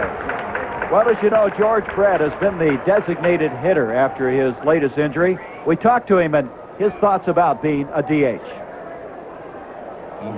Well, DH is a great job when you're swinging the bat good. You can sit around the dugout and think back to the success that you're having and not worry about going out there and ruining your performance by making a couple errors. But when you're 0 for 2 or 0 for 3, it's very frustrating. I think somewhere along the line I will probably be a DH, and I just don't think yet I'm ready for it. I'd like to go out and play defense, and 2 or 3 years down the line, who knows? It's going to be a big adjustment to make. But for the last week and a half, 2 weeks, I've been a DH. I've enjoyed it at times, but I've only enjoyed it when the team's won, and I've swung the bat pretty good. Fouls it back. He's 0 for 2. You know, an interesting point, Jim. This will be the first time since 1976 he is not the all-star third baseman. Show you the consistency that he's had. They expect him to go back to third base on Friday. Then the big story is Seitzer moving to first, and maybe Jim Eisenreich would come in as the DH. The guy they just called up from Memphis, he was just wearing out the league down there. Well, at least against right-handed pitching. Count now goes to 2 balls and a strike on Brett. Of course, George Brett's the type of guy, if I was managing the American League team, that I'd like to have sitting on the bench right here in Oakland, which is where the '87 All-Star game will be. So he may not make it as a starter, but he should be here, I would think. July 14th, the All-Star game. Grounded foul, the count evens at 2-2. Well, you look at the career of this guy, 11-time All-Star, the most valuable player in the American League in 1980. 85, he was a runner-up to Don Mattingly. Incredible year that year. 335 with 30 home runs, 112 RBIs. Really, when you consider the backup players he had, when you could pitch around Brett so much that year, to have those kind of numbers, I really felt he was the most valuable player only because they won, and that usually seems to be the definition, the most valuable player on a winning team. All the way to the World Series and then a victory in 7 games.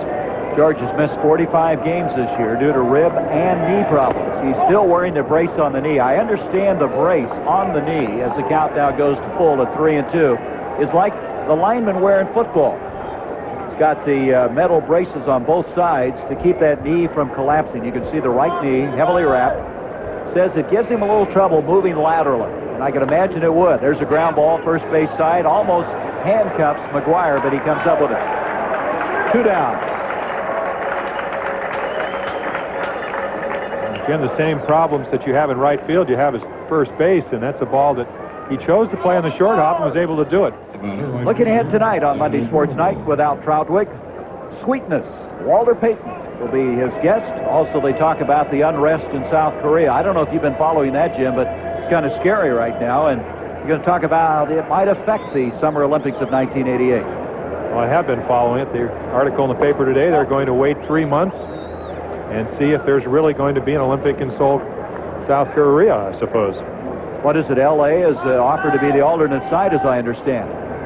Here is Danny Tartable and also Berlin. Are they in the picture for that as well? I tell you, the top 3 in the Kansas City batting order has been shut down by Olivares. They're 0 for 9. 2 down here, and Tartable, who doubled, then scored on an error, and then walked back in the 4th inning, is up. One thing about Tartable, there was some talk that he had a bad attitude playing with the Seattle Mariners a year ago. But that has not been in evidence with Kansas City. They feel he's worked hard to become a better defensive outfielder. And you hate to think what the Royals would be without him. 9 game-winning RBIs, 4th in the American League in batting. Well, he was a shortstop, and came up and in his first year in the major leagues played right field. It's a lot easier to have a better attitude in Kansas City, at least last year, considering the way Seattle played.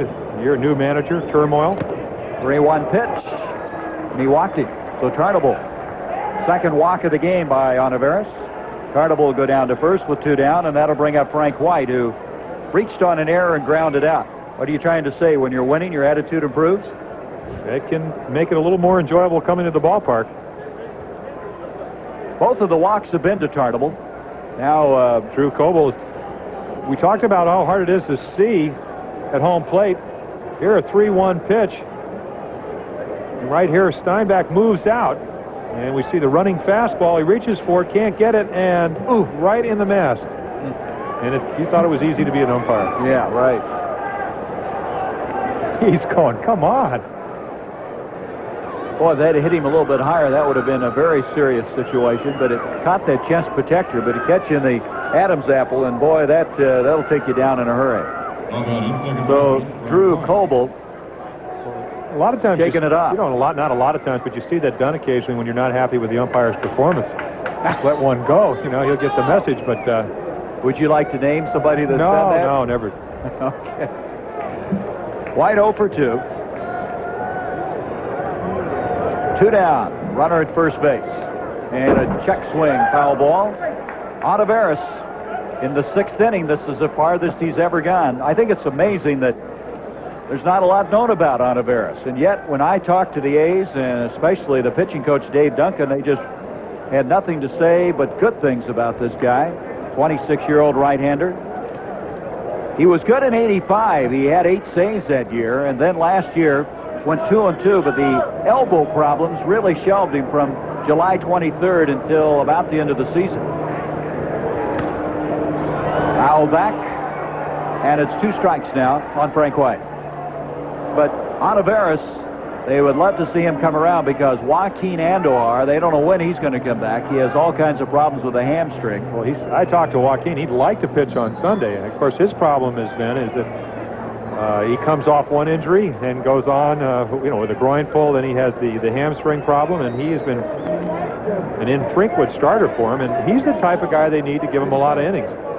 Last year, in fact, his strength in St. Louis was right around 270 innings every year. That's why they traded for him.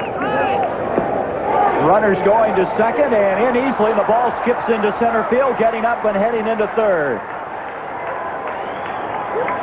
So the Royals now with Tartabull at third base with 2 down. A stolen base. And that is his first stolen base of the year, Jim. Well, he stole 4 last year, and he picked a good pitch, a curveball. Steinbach does not have a good arm, but it's accurate, quick release. Throw is right into the runner. He gets an error on a pretty good throw.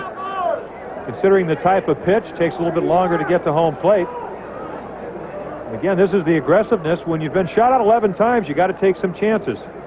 You wouldn't mind having Frank White leading off, even if Tartabull is thrown out. Now you have a runner on third and 2 outs. Takes the curveball away from Olivares. So a stolen base, a throwing error on the catcher, Steinbach. You'll be pretty careful about throwing that curveball. When a guy on second, you throw it in the dirt, it doesn't make much difference. 1-2 pitch grounded down into the dirt. The count stays at 1-2. Of course, he comes right back with the curveball. But then again, that's the... I think it got the umpire again, didn't it? Take another look. Good curveball. He swings down right in the chest protector. It's worn underneath that umpire's shirt. Contrast to the way they used to have that big bubble protector. Drew Coble, kind of a marked man. Here's White. Ground ball to short. Griffin will go to first. They get out of the inning. No runs, no hits, 1 error, 1 left. Oakland A's maintain that 2-1 lead. And one of the reasons for the lead is this man, Reggie Jackson. Reggie Jackson back in the 2nd inning. Hit his 8th home run of the year, the 556th of his career, 38th against the Royals. And he got every bit of it. And he started that home run trot the moment he stepped away from home plate. Well, when you hit a ball about 440 feet on the line to dead center, you can start the trot early. So Jackson with the home run, and then the RBI double by Louis Polonia. That's how they scored the 2 runs. Again, the Royals scoring their run on an error back in the 2nd after Tartabull had doubled to get on. Saberhagen thus far has gone 5 innings, given up 6 hits, 2 runs, both earned, walked 2 and struck out 3.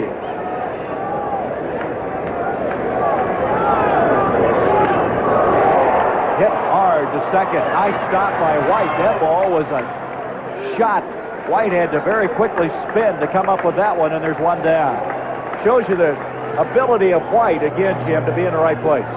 Well, he's playing him right, and a lot of times an infielder can see what pitch is called. He started him off with a curveball, came back with one, and it's a pretty good idea of how Reggie is swinging much better in June than May. He was right on it, hit it about as hard as you could hit it on the line on 1 hop, and White's standing right in front of the ball, or at least close enough where he can stab it. And of course, that's how you win 7 Gold Gloves. So there's 1 down, and that'll bring up Steinbach. Steinbach, a University of Minnesota man, played 3 years there out of St. Paul. Came into this ball game hitting .288. He had some great numbers last year in the minors. He was the Southern League's most valuable player. Get these numbers: 24 home runs, 132 RBIs, which broke a record that Steve Balboni had.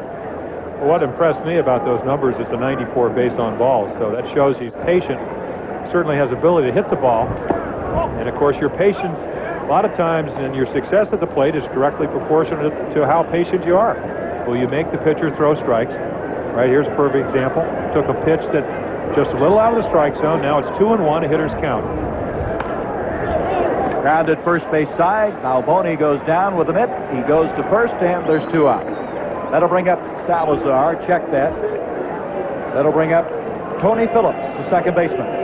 Of course, the difference between Huntsville and the big leagues, the major leagues, here in Oakland or anywhere of the 2016s is when you do go 2-1, you look for a fastball in the minor leagues, and Saberhagen threw you a changeup. Instead of having a good swing, you have a defensive one and a ground ball to the infielder.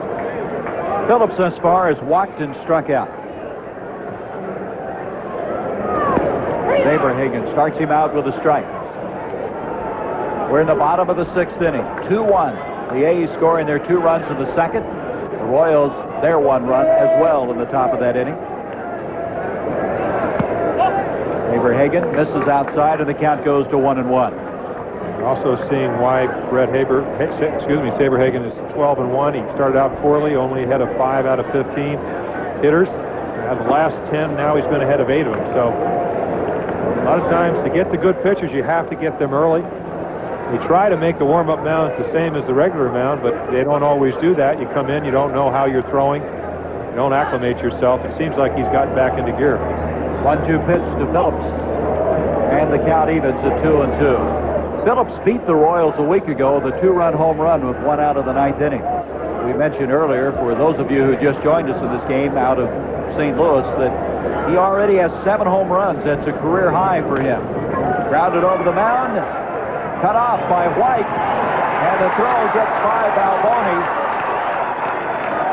and it will go into the dugout, and Phillips will be permitted to go to second base. Interesting parallels. Both catchers are former infielders. Right here, Jamie Quirk, his job, the minute he sees, especially with 2 outs, is that right there he hesitates. If he is covering and backing up first base, you can see him out of the little bit right of the screen.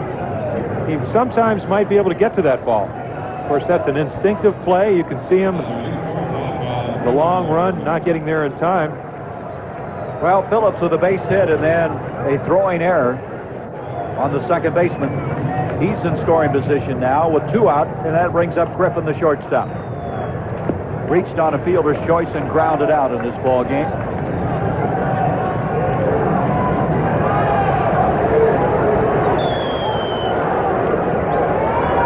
One ball, no strikes on Alfredo Griffin. Athletics lead at 2-1, trying to build that advantage. Grounded down, foul, and the count evens at 1-1. That's only the 3rd error of the game, by the way, Jim, or the season against Frank White. He's been so good. He's won 7 Gold Gloves. He had 6 years in a row. He Well, that's captured one of those the Gold tough Glove. plays where you know you're going to get to the ball. You know it's going to be a close play. You know you're not going to have much on the throw, and you figure either the catcher will back it up, or Balboni, who does have soft hands, will keep the ball in front of him. 1-1 pitch, grounded foul. The count goes to 1-2. Griffin, a switch hitter, much better from this side, hitting .310 starting this ball game.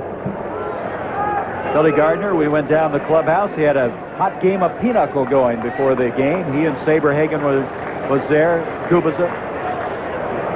Intense concentration as he now looks over to his starting lineup, see who's available and who's not. 1-2 now on Griffin. At an Ocean. Count goes to 2-2. When you pitched, did you play pinochle the day of the No, game? I didn't. Tell you what, I tried to get to the park as late as I could because I didn't want to think about what I was going to have to do. I think any good pitcher, really any player is fairly apprehensive, especially a pitcher has to sit around. So what I try to do is just get there in time to get whatever pregame preparation, meet with my catcher and the pitching coach or Earl Weaver, whoever was managing at the time, and try to come up with some kind of game plan. 2 balls, 2 strikes, 2 out. Down at second base, Tony Phillips.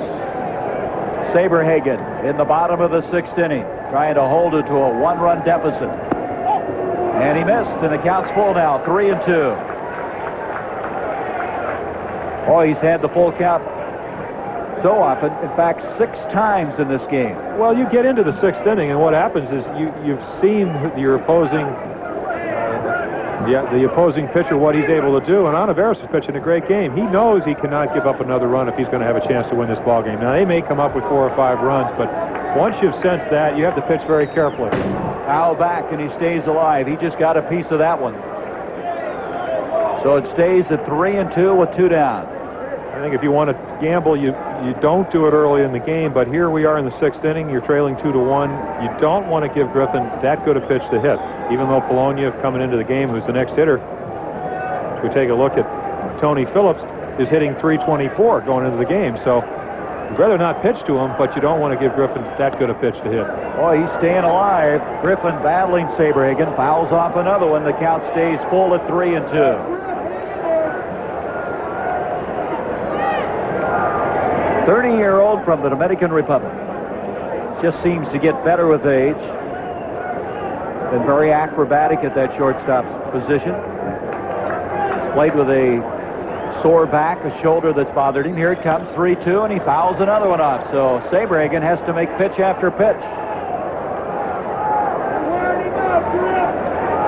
3-2, 2 down. The A's lead it 2-1. We're in the bottom of the 6th inning. Of course, this is what you prepare yourself for. That off-season conditioning program allows you to go into the 7th, 8th, and 9th innings throwing good stuff, a lot of pitches.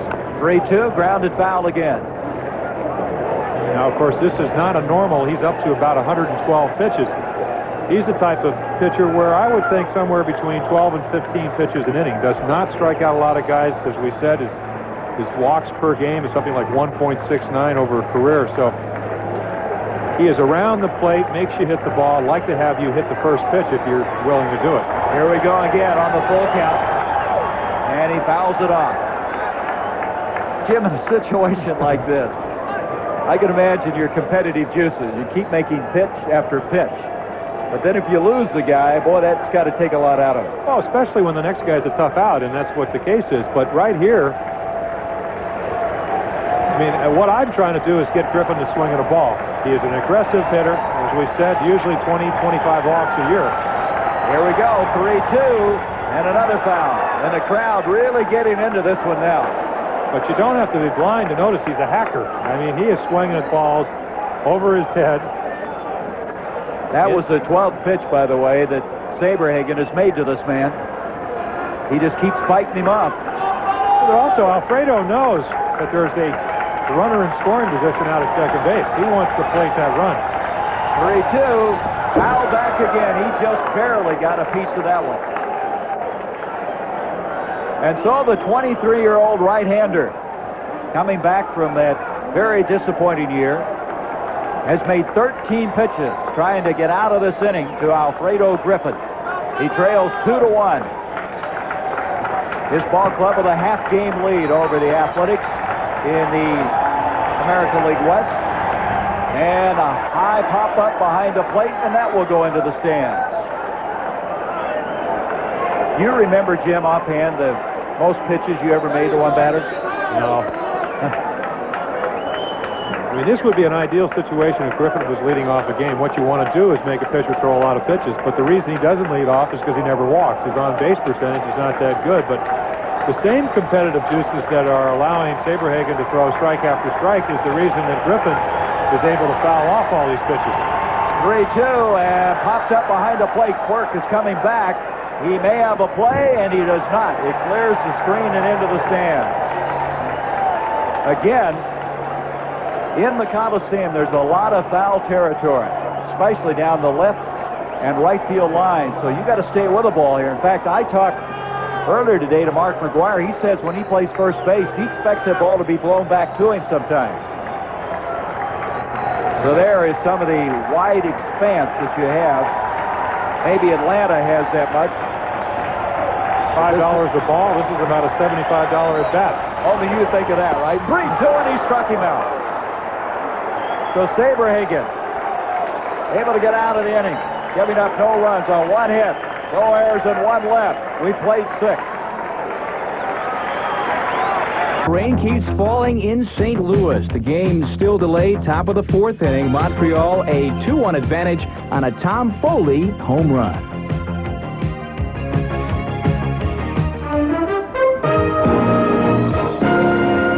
ABC's Monday Night Baseball is being brought to you by Bud Light. Everything else is just delight.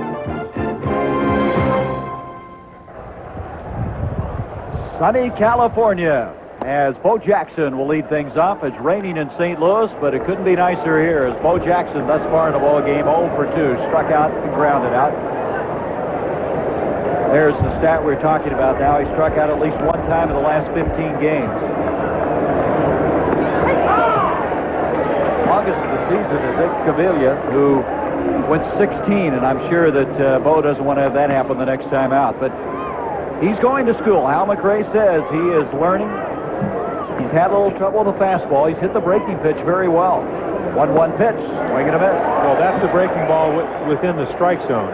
What they try to do is run the fastball in, and we talked about how he wraps his hands. He gets the bat way behind his head. They run the fastball in him and try to get him to swing at breaking balls that are not strikes. When you do make a mistake, get the ball in the strike zone, the bat's a little bit quicker, and he's hit them well. 1-2, and he fouls it back. Steve Olivares has gone 6 innings, giving up 3 hits, 1 run. He's walked 2, struck out 3 as he faces Jackson now with a 1-2 count. Jackson will be followed by Steve Balboni and Angel Salazar. There's Gene Nelson, the former White Sox, who played for Tony La Russa, coming over in the trade for the second baseman, Donnie Hill. Just another versatile pitcher that they thought would help their pitching staff, and he has. 1-2 pitch to Bo, and he struck him out. 4th strikeout of the ball game for Olivares. That'll bring up Balboni, who is grounded out in single. See the bat wraps. He's gone in. He's thrown him some breaking balls. Tries to catch up. Goes up the ladder and doesn't do it. But as you said, this is a learning situation for Bo. And all I know is that at 6'1", 222, he looks a lot bigger in person.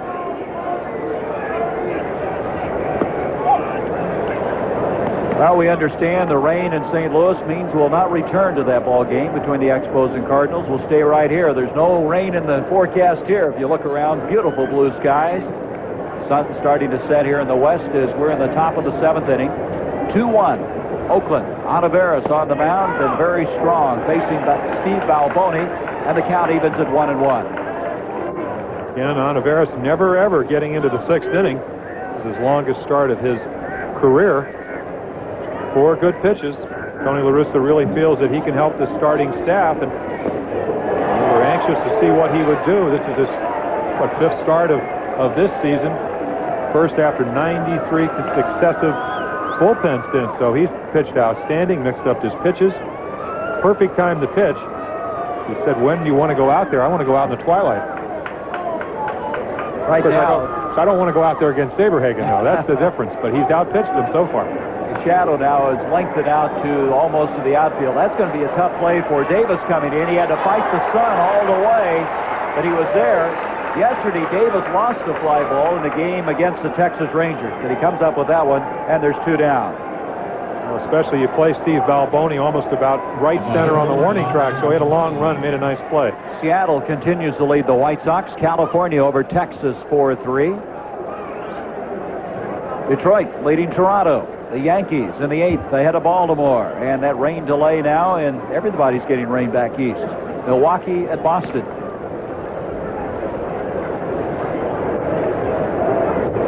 Salazar is up. He flied out to center, reached on a fielder's choice. 2 down in the top of the 7th inning.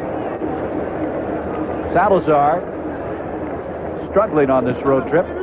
Now 1 for 16 on it. Pretty good contact hitter, though. He doesn't strike out very often, and he hit that one up the middle and almost took Olivares with him. Olivares is getting up, checking to see if everything's still in place. Base hit. Well, that's what hitting's all about. Last year, he didn't. There's a high ball hitter, and here you have the pitcher adjusts. He's trying to go up the middle. That's what they teach in Kansas City. Olivares makes a stab at it. Pretty good pitch, and he just turned it right up the middle for a base hit. 3 of Kansas City's 4 hits now have come from the bottom 3 hitters in the lineup. Salazar hitting one here, getting a base hit. Balboni, work, and now a meeting at the mound as Tony La Russa will go out to confer with Olivares. Again, reminder, this is furthest he's gone, so this is a new plateau for this right-hander. Some more scores. The Cubs with Keith Moreland's dramatic home run defeating Pittsburgh. And then there's that rain delay, and we mentioned still raining, and we'll stay with this ball game here. Gene Nelson, and now Jay Howell is up and throwing for the Oakland A's. And next Monday night, St. Louis will be at New York, weather permitting. And Jim and I will be in Olympic Stadium, the Cubs against Montreal. You're not going to be affected by weather No, up there, that's at least right. not indoors. Have you been up there since they put the roof on? Last week, Oh, that's right. we really made that stadium a nice-looking stadium. I was there earlier this year. I had a chance to do the Cubs series there when Harry was still not back with Chicago. And the ball is really starting to fly in that ballpark. It's changed. Well, I don't know if it was just the 87 baseball or the fact, but I saw a couple of reach out and get them, one off the top of the right field wall, the other one off in right center field wall. So what used to be a great pitcher's park, I think now the hitters enjoy going up there. Jamie Quirk with a 1-0 count, and the count now goes to 2-0. Salazar down at first. 4 hits in the ball game by Kansas City, scoring an unearned run in this ball game. The A's 2 runs on 7 hits. McGuire holding him on at first. Quirk thus far has struck out and singled. And I'm surprised really that Tony La Russa left Steve Olivares in the ball game. Well, the doubleheader yesterday, and as many pitchers as they've been using, Jim, they may have to get some more innings out of this guy. You started out the game and you said Olivares has never gone over 5 innings in your life. If he gave you 6 2/3 innings, you had Saberhagen ahead, man on first, 2-1, would you be satisfied? He'd say, but of course. Get greedy, huh?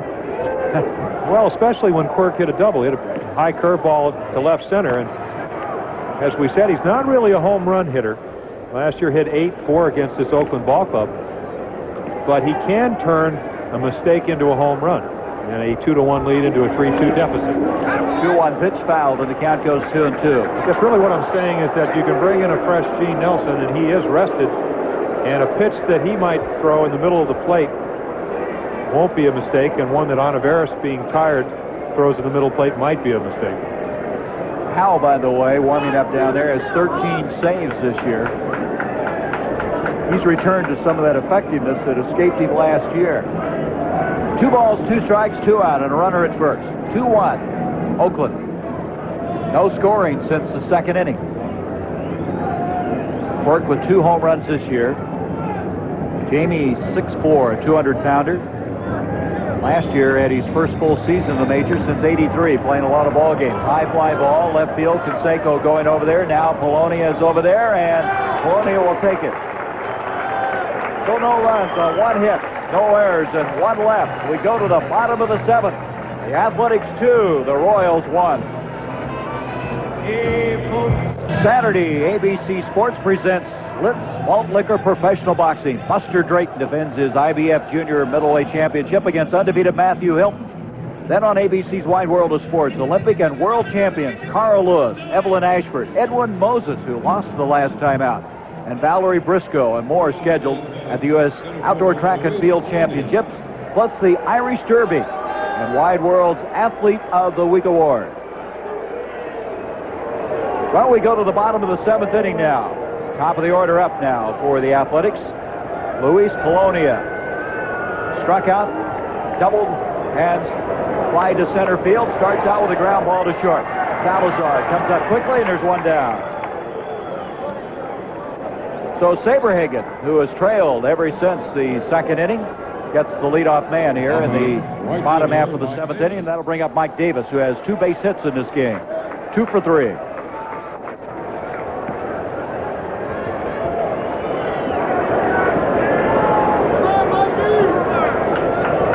Average now at 292 for the year. Saberhagen still throwing hard, and he starts him out with a strike. Well, when you want to win 20 games or an outside chance of winning 30, what you have to do is give your team quality innings, and Brett's certainly done that. Doesn't want to obviously be trailing 2-1, but 12 out of his 13 starts, he's gone into the 7th inning, or at least pitched 7 innings. So you're in a position to win ball games. Ground ball, that could be trouble. Salazar flags it down, and he made a very fine play. Well, it's one of the toughest plays. They talk about the plays. You got to go into the hole, backhand the ball, make the long throw, but going out towards right center field, throwing back to first is a very difficult play, and also when a guy can run, and Mike Davis can run. 11 stolen bases on the year, tops the ball. Now, of course, he had to go out and get that. Doesn't get that jump. The ball's inside, and Salazar makes the play look easy.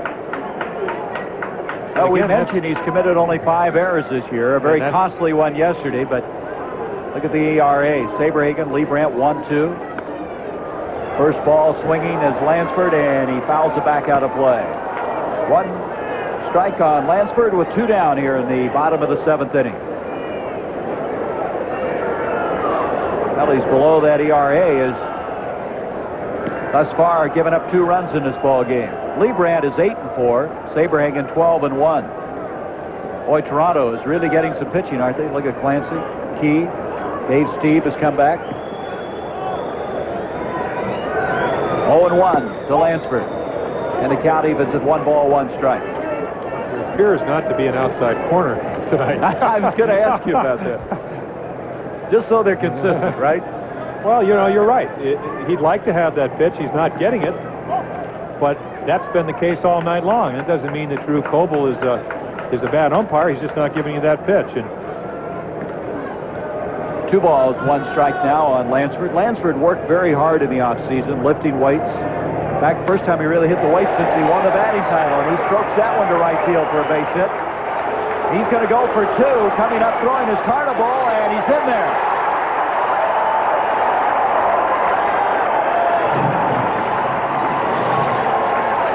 Well, once again, the sun plays a part. I don't believe that Danny Cartable Wright saw that ball. He had to circle it. When he does, we said Lansford can run quite well. 16 stolen bases shows you he can steal bases, also can take the extra base. And the only way that you can go to second base is to all the way out of the box be thinking double. Circles the ball and makes a nice throw into second, and Lansford beats it. Another runner in scoring position. Jim, you pointed out to me how fast Lansford is, and that is a good example of it. McGuire on the first pitch pops it up. Right field. White is over there, and that takes him out of the inning. We played 7 as there's no runs on 1 hit, no errors, and 1 left. 2-1. Oakland leading Kansas City. Well, George Brett keeping the old arm warm. Is that in lieu of... Oh, it is Saberhagen. Yeah, I thought it was Brett originally. Keeping the arm warm instead of using the warm-up jacket, huh? Well, the weather, as you said, it's not raining. It's not raining like it is in St. Louis. Well, we have a lot of times pitcher. you don't like to put that jacket on. You just wrap a towel around your arm. Got a new pitcher, Jay Howell, coming in, replacing Oliveras. Howell has been very effective. He's 3rd in the American League in saves with 13. Thus far, 2-1, a 4.50 earned run average, 24th appearance. And in center field, Stan Javier for Luis Polonia. Javier in for defensive purposes. Polonia made a kind of a bad decision yesterday in a ball game with Texas when after a fly ball tried to make a shoestring catch and ended up being an inside the park grand slam home run. So Javier in his place now as Willie Wilson grounds it foul, and the count goes to 1-2. Jay Howell struggled last year, Jim. He was plagued by tendonitis in his right elbow. His saves dropped from 29 to 16, but he's back now. Well, he's always had overpowering stuff. He was a setup man with the Yankees. He was part of the Ricky Henderson trade, along with a multitude of other players for Ricky. And there you see, good breaking ball. It doesn't really break. It hangs it, but he throws it so hard it spins away from Willie Wilson. He's anticipating the break, doesn't get it. Curveball he threw him early in the count did. Twilight right there. It goes to break. He anticipates it. It just hangs outside, and you have a strikeout. So 1 batter, 1 down, 1 strikeout. Well, Oliveras had struck out 4, and so Howell with his first. And here comes Kevin Seitzer. He's 0 for 3. Howell really popping the mitt now of Steinbeck. 1 ball, no strikes. Used to throw almost in the mid-90s when he was with the Yankees, and of course the one Achilles heel I think for the Oakland A's last year, first half of the season, they were something like 8-23 in 1-run ball games. You can see the save leaders here in the American League. Dan Plesac of the Brewers, young left-hander having an outstanding year. Reardon struggling, Righetti struggling. Yep. High ERAs.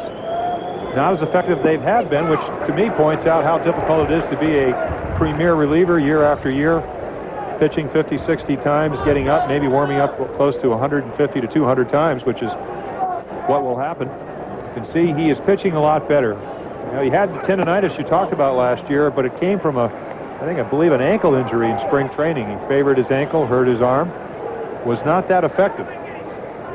Well, I tell you, La Russa has to be happy with the performance he got from Oliveras. He went 7 innings, giving up 1 run, 4 hits.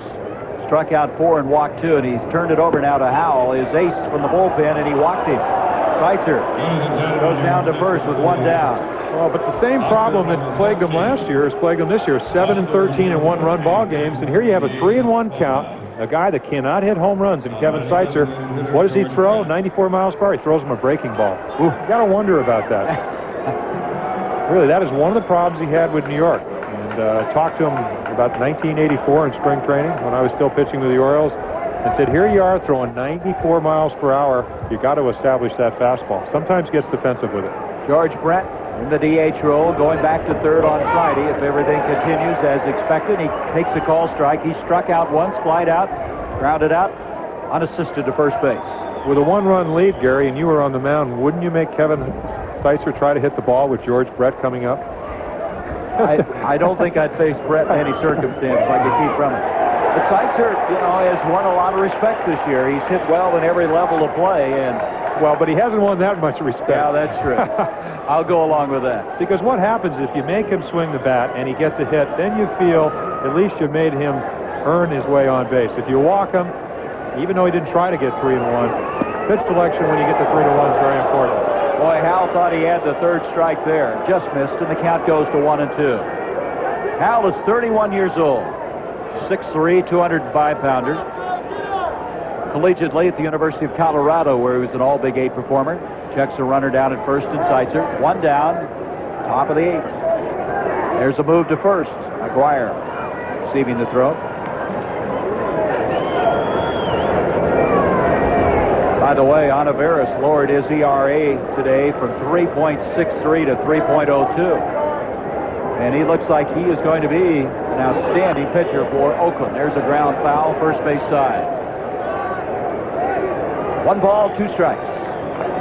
Joe Jones, the first base coach over there. Down at third, Jose Martinez. There he is. When Brett's 0-3 in a situation like this, well, this is when he becomes dangerous. You normally don't look for George to try to hit home runs. Ground ball. Could be the double play. And Kent gets the back end of it. Sliding hard into second was Seitzer. And Phillips had to alter his move over the bag. Well, also, Gary, what he's doing, he is playing George Brett to pull. He is in the hole between first and second. He may have gotten spiked, or either that or he jammed his thumb sliding into second. Tony Phillips had to go so far to get to second base. He's unable to get there in time to really turn the double play. You'll see Phillips, he's so far there, right there, coming out, does the circle route. The only reason I think he makes the play to first and the throw is because of Brett's knee problem. You could see where Seitzer's thumb hit the bag. That's the concern, I'm sure, for Billy Gardner as he retreated into the dugout. Here's Danny Tarnable. Danny has walked twice in this game, doubled and scored a run on an error back in the second inning. Inside, and I'll tell you, Howell is really popping the mid. It's 1-1 now. Looked like he jammed that thumb. Boy, that's the kind of injury. Remember, earlier last week, Sean Dunston of the Cubs broke a finger sliding into second base. Bounces it up there, and they're appealing down to first to see if he went around, and he did. And it's 1-2. First base umpire Dale Scott said he did go around, and Tarnable doesn't agree with that at all. We were talking about this before the game. What constitutes a check swing? Well, what does? Well, it's usually the position of the bat. If it goes across home plate, they usually say that's a swing, and apparently well, the A's are sensitive to that because yesterday they had Flunk not get a call like that and end up grand slam home run, and he struck out Tarnable. High heat. No runs, no hits, no errors, 1 left. We'll return to ABC's Monday Night Baseball after this message and news headlines from our local stations. The hitting coach for the Oakland A's, Bob Watson, had such a great career. For the game, I asked him about the potential of Jose Canseco and Mark McGuire. It's unlimited, really. It's up to them. We feel that both of them are what we call franchise-type players, and to have both of them hitting 4 and 5 or 3 and 4 in a lineup kind of reminds me of the Horner-Murphy tandem down in Atlanta at one time. But the potential I hate to put numbers on guys, but when they're swinging right, seeing the ball, just trying to hit it hard, these guys could put some awesome numbers up. And one of those guys he's talking about is Canseco, who leads things off. We have a change defensively for the Royals. Bill Pacoda has got into third. Now, it makes you wonder how badly Seitzer was hurt on that slide at second. So Pacoda now at third. And also, during that change of the inning, Tartable had quite a discussion with Dale Scott, the first base umpire, who said he went around on that one pitch. And then Tartable started retreating, and he noticed he might get out of the game if he continued that discussion much longer. There's Pacoda. He's been up and down 3 times this year between the minors and the big leagues. Replacing Seitzer at third. Canseco looks at a pitch inside, and now the count goes at 2-2. This game has gone to script. Saberhagen has struggled early in just about every game in his 3 innings. First 3 innings of every game this season, he's had an ERA around 3 runs per game, and then it's got progressively better. We talked about earlier that he's in a situation where he has kept his club in the ball game, in a position to win. And if you go back to 1968 when Denny McLain won 31 games, that's what he did. An ERA of around 1.85 for the season, but his club played very well. And his ERA will stay right about 2.25 if he does go 9 innings or if he gets through this inning unscathed. So Canseco grounds it down. The count stays at 2-2. The leadoff man, Canseco, to be followed by Reggie Jackson, Terry Steinbeck. All the runs in this ball game being scored in the 2nd inning. 133 pitches now for Saberhagen. That's a lot, but it's not a lot for a 23-year-older that's arm healthy. Really, you know, if you go back to the key play is really Bo Jackson losing Colonia's line drive. The ball that might have been caught, didn't see the ball, went over his head, short hopped the wall. Canseco now with a 2-2 count. Jose has flied out, popped out, and reached on a fielder's choice. He's well behind his pace home run wise of a year ago. He had 15 by the end of May last season, 11 coming into this game. 7 of his 11 home runs have been hit here. So he's hit well at home and struck him out. So Saberhagen continues to impress. In the bottom of the 8th inning, that's his 5th strikeout. Gary Don Gleaton and Don Quisenberry warming up. Don Gleaton, the left-hander. That's going to bring up Reggie Jackson, who hit the home run back in the 2nd, his 8th of the year. Fly to center and grounded out. His blast, there was no question where that was going the minute he hit it. Oh, he wanted to duplicate it, didn't he? Yes, but that's what you got to anticipate as a pitcher. And he hit a home run on a fastball. He hit a rocket to second on a curveball. And what does he throw him? A changeup. Well, I tell you what, he's hitting a big 207 right now. That average not indicative of the damage he's done at times. There's an appeal, and he did not go around. Count evens at 1-1. Third base umpire Don Deckinger. So Reggie, one of those guys that can ignite a ball club. He's been a great leader by example. Mark McGuire said, I can't believe how hard this guy works. But a good example. There's an excuse me swing. Salazar charges the ball, and there's 2 down. 2 down, and Steinbeck coming up. He's 0 for 3. Look at him hustle back. This is what McGuire said, Jim. He'll run out every ball, hustle back to the dugout, takes extra batting practice, all at the age of 41. To play as long and have as good a career as Reggie's had, you have to have a lot of pride, a lot of ability, but you have to work hard. And I think anybody that plays 38, 39, 40, 41 like Reggie, they have to work even harder.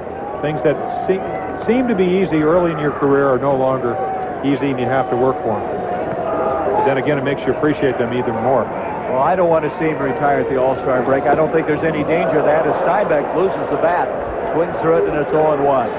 Well, but in this discussion, there's been some press around the country about he's going to call it quits at the All-Star game. He said the All-Star game is not a criteria to when he wants to quit.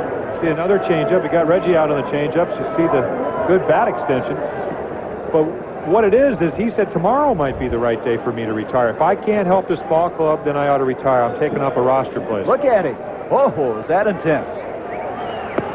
Shows you what a competitor he is. Now, you don't think that doesn't have some impression on some of those young players down there?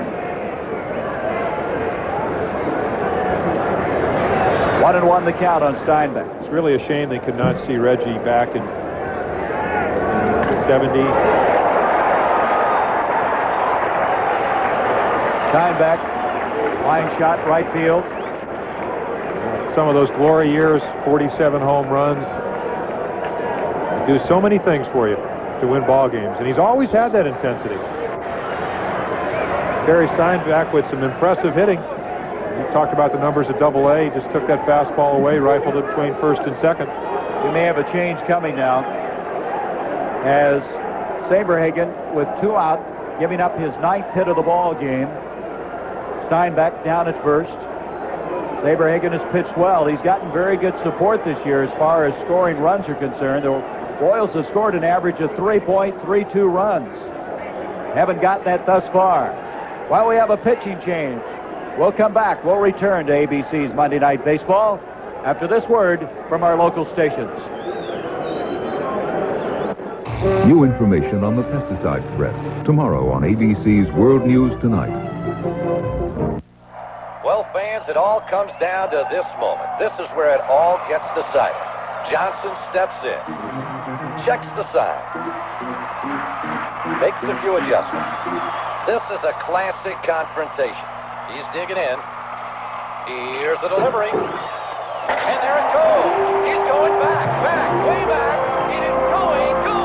It is gone. Pepsi, the choice of a new generation. The ball game's over.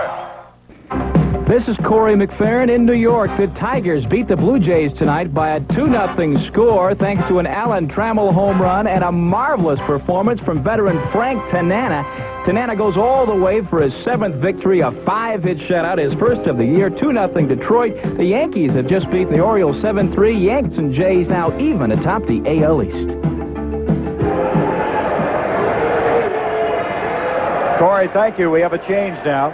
Dan Quisenberry comes in, the submarine-type pitcher, sidearm pitcher, replacing Saberhagen, who had 142 pitches, going 7 2/3 innings, giving up 9 hits. 2 runs, both of them earned. Struck out 5, walked 2. Quisenberry thus far with 7 saves, a 2-0 record, ERA of 2.05, and he misses, and the count now goes to 2-0. There is Saberhagen. Very fine pitching performance. Well, it's a team game. He did his job. He hopes that his team comes back, and I think it's a precautionary move. Pitching every 5th day, that's a lot of pitches per breath. As we said, a control pitcher, somewhere about 120 would be an average 9-inning ball game. So let's get him out of there before he gets hurt. And being hurt is going to be Kansas City. That ball is gone. A home run.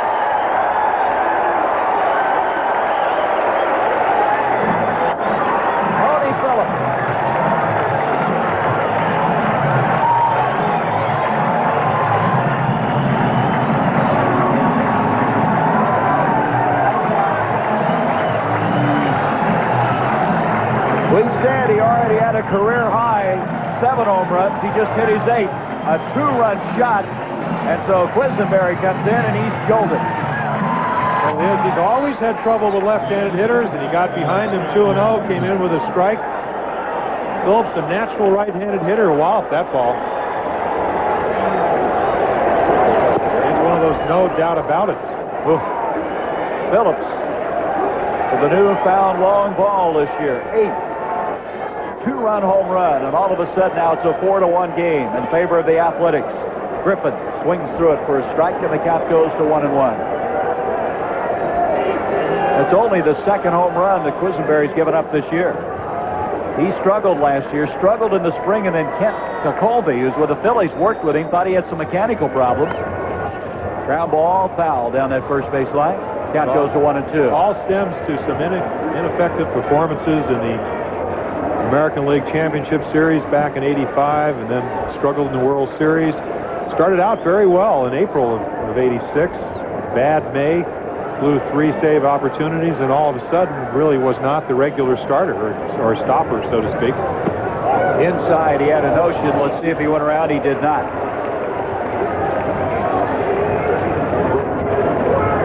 The other home run was his last appearance on Saturday. By the way, that first run will be charged to Saberhagen, so his ERA now goes to 2.33. after pitching 7 2/3 innings. Quisenberry's had a remarkable career. There he kind of jammed him on the fists. Count at 2-2. In 83, he had 45 saves, 84, 44. Only pitcher in Major League history to have back-to-back 40-save years. Last year, Jim, he dropped to 12 saves. And he said their loss of confidence in him was very difficult to take. Grounded over the mound. White has to wait on it, and he just got it. But the Athletics are up for 2 runs on 2 hits. No errors. Nobody left. After 8 complete innings, the Oakland A's with a 4-1 lead.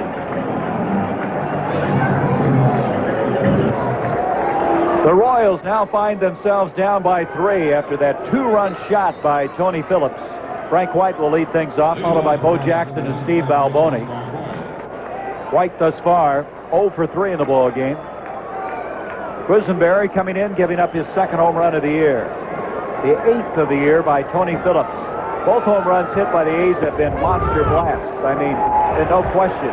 Reggie Jackson's to center and to right by Tony Phillips. It's real disappointing because Quisenberry knows what his job description is. A lot of times he does not pitch that often behind in the game. But there's a situation as you see Thad Bosley on deck. Former Chicago Cub who came over in that trade. Been a very fine pinch hitter in the National League. 1-1 now to White. Had an ocean held up. 2 balls and a strike. Well, Saberhagen, very, very effective. Left the ball game trailing 2-1. One of those runs charged to him on the 2-run homer. Might see him taking right here. No. Fouled it back, and the count evens at 2-2. Maybe this is why they've been shut out 11 times. You got a guy throwing 94 miles per hour, 2-1 count. You're 3 runs down. You'd think that you'd take a pitch just to see maybe you can get something going. The reason you're broadcasting and not managing, right? I guess. White the leadoff batter, 2-2 to him. Grounded, third base side foul. Well, in that 3-game series between the A's and Royals last week, there were 8 home runs hit by the Oakland Athletics, and they've cracked 2 today. They can score runs in bunches.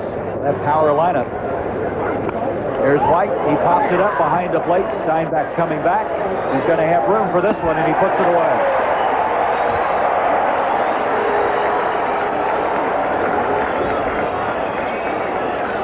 So 2 outs away now is Oakland. They trail the A's coming in here. I should say the Royals by half game coming into this action tonight, with Minnesota on top in the American League West by 3 over Kansas City. Seattle was 4 out, Texas 7.5. And here's Thad Bosley.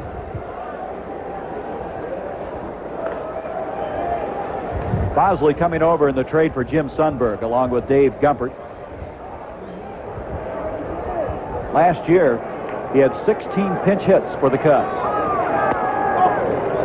And Howell is not slowing down. He is still throwing some heat. Well, Bosley came up as a young player for California. Pretty good outfielder, not a strong throwing arm, and it took him a while to really find his niche in Major League Baseball, and that is the guy that runs real well, good pinch hitter, hits the ball the other way, showed some flashes of power for the Cubs. Wrigley Field, a great hitting ballpark. So, you suppose they pinch hit for Bo Jackson before this year? I mean, it's interesting. I know they want the left-handed batter against the right-hander, but they bring Bo out to bring Bosley in. Count now evens at 1-1. I don't really think that has anything to do with his ability level, or it's obviously he struggled tonight, but it's the tough night to see the ball. 2 strikeouts. He's been doing that, and they've stayed with him all year. I think they're trying to win a ball game. That's the one, I think, difficult thing that Billy Gardner has to do. He's got to placate Bo Jackson so he'll continue to play. A man of immense pride, as we said, a Heisman Trophy winner.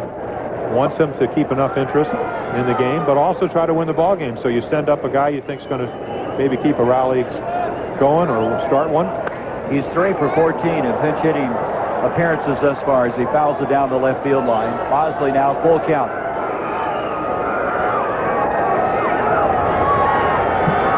So if the Athletics win this one, they'll move ahead of the Royals in the standings. They trail by half game coming in here. And he walked him. So Bosley trots down to first. So with one down, Steve Balboni will come up. That's doing your job as a manager. A lot of times you don't make all your players happy, but that's not why you're there.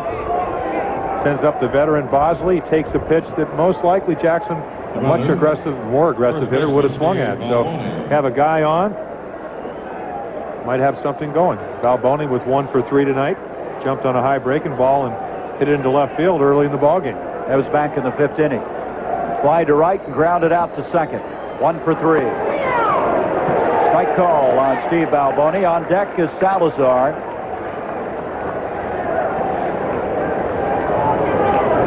We've been told that Seitzer, who went out of the game earlier, has a bruised hip on his thumb, and we're going to see for the first time Jim Eisenreich called up from Memphis. Quite a story about this man. This will be the first appearance for the Royals after brief stints with the Minnesota Twins. Balboni swinging late, fouls it off, and the count stays 0-2. Eisenreich is quite a story. He has Tourette syndrome. He's battled back from that nervous disorder.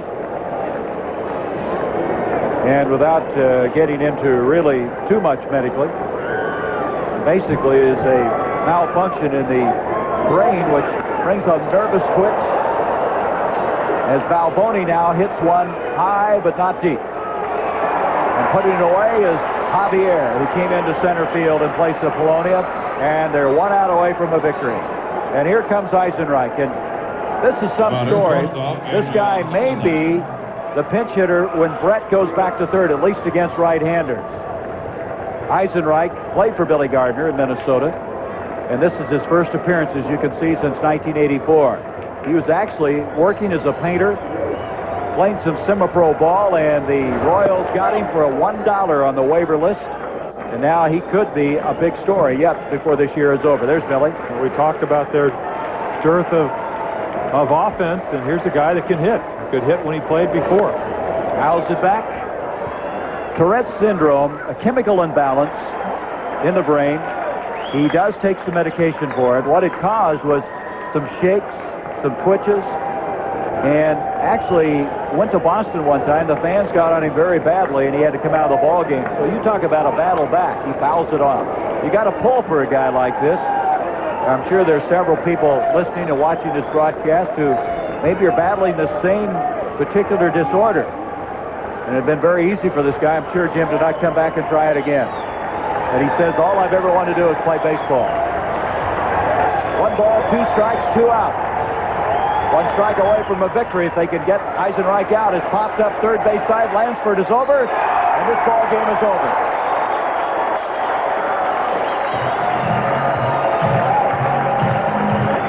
So the winning pitcher will be Olivares.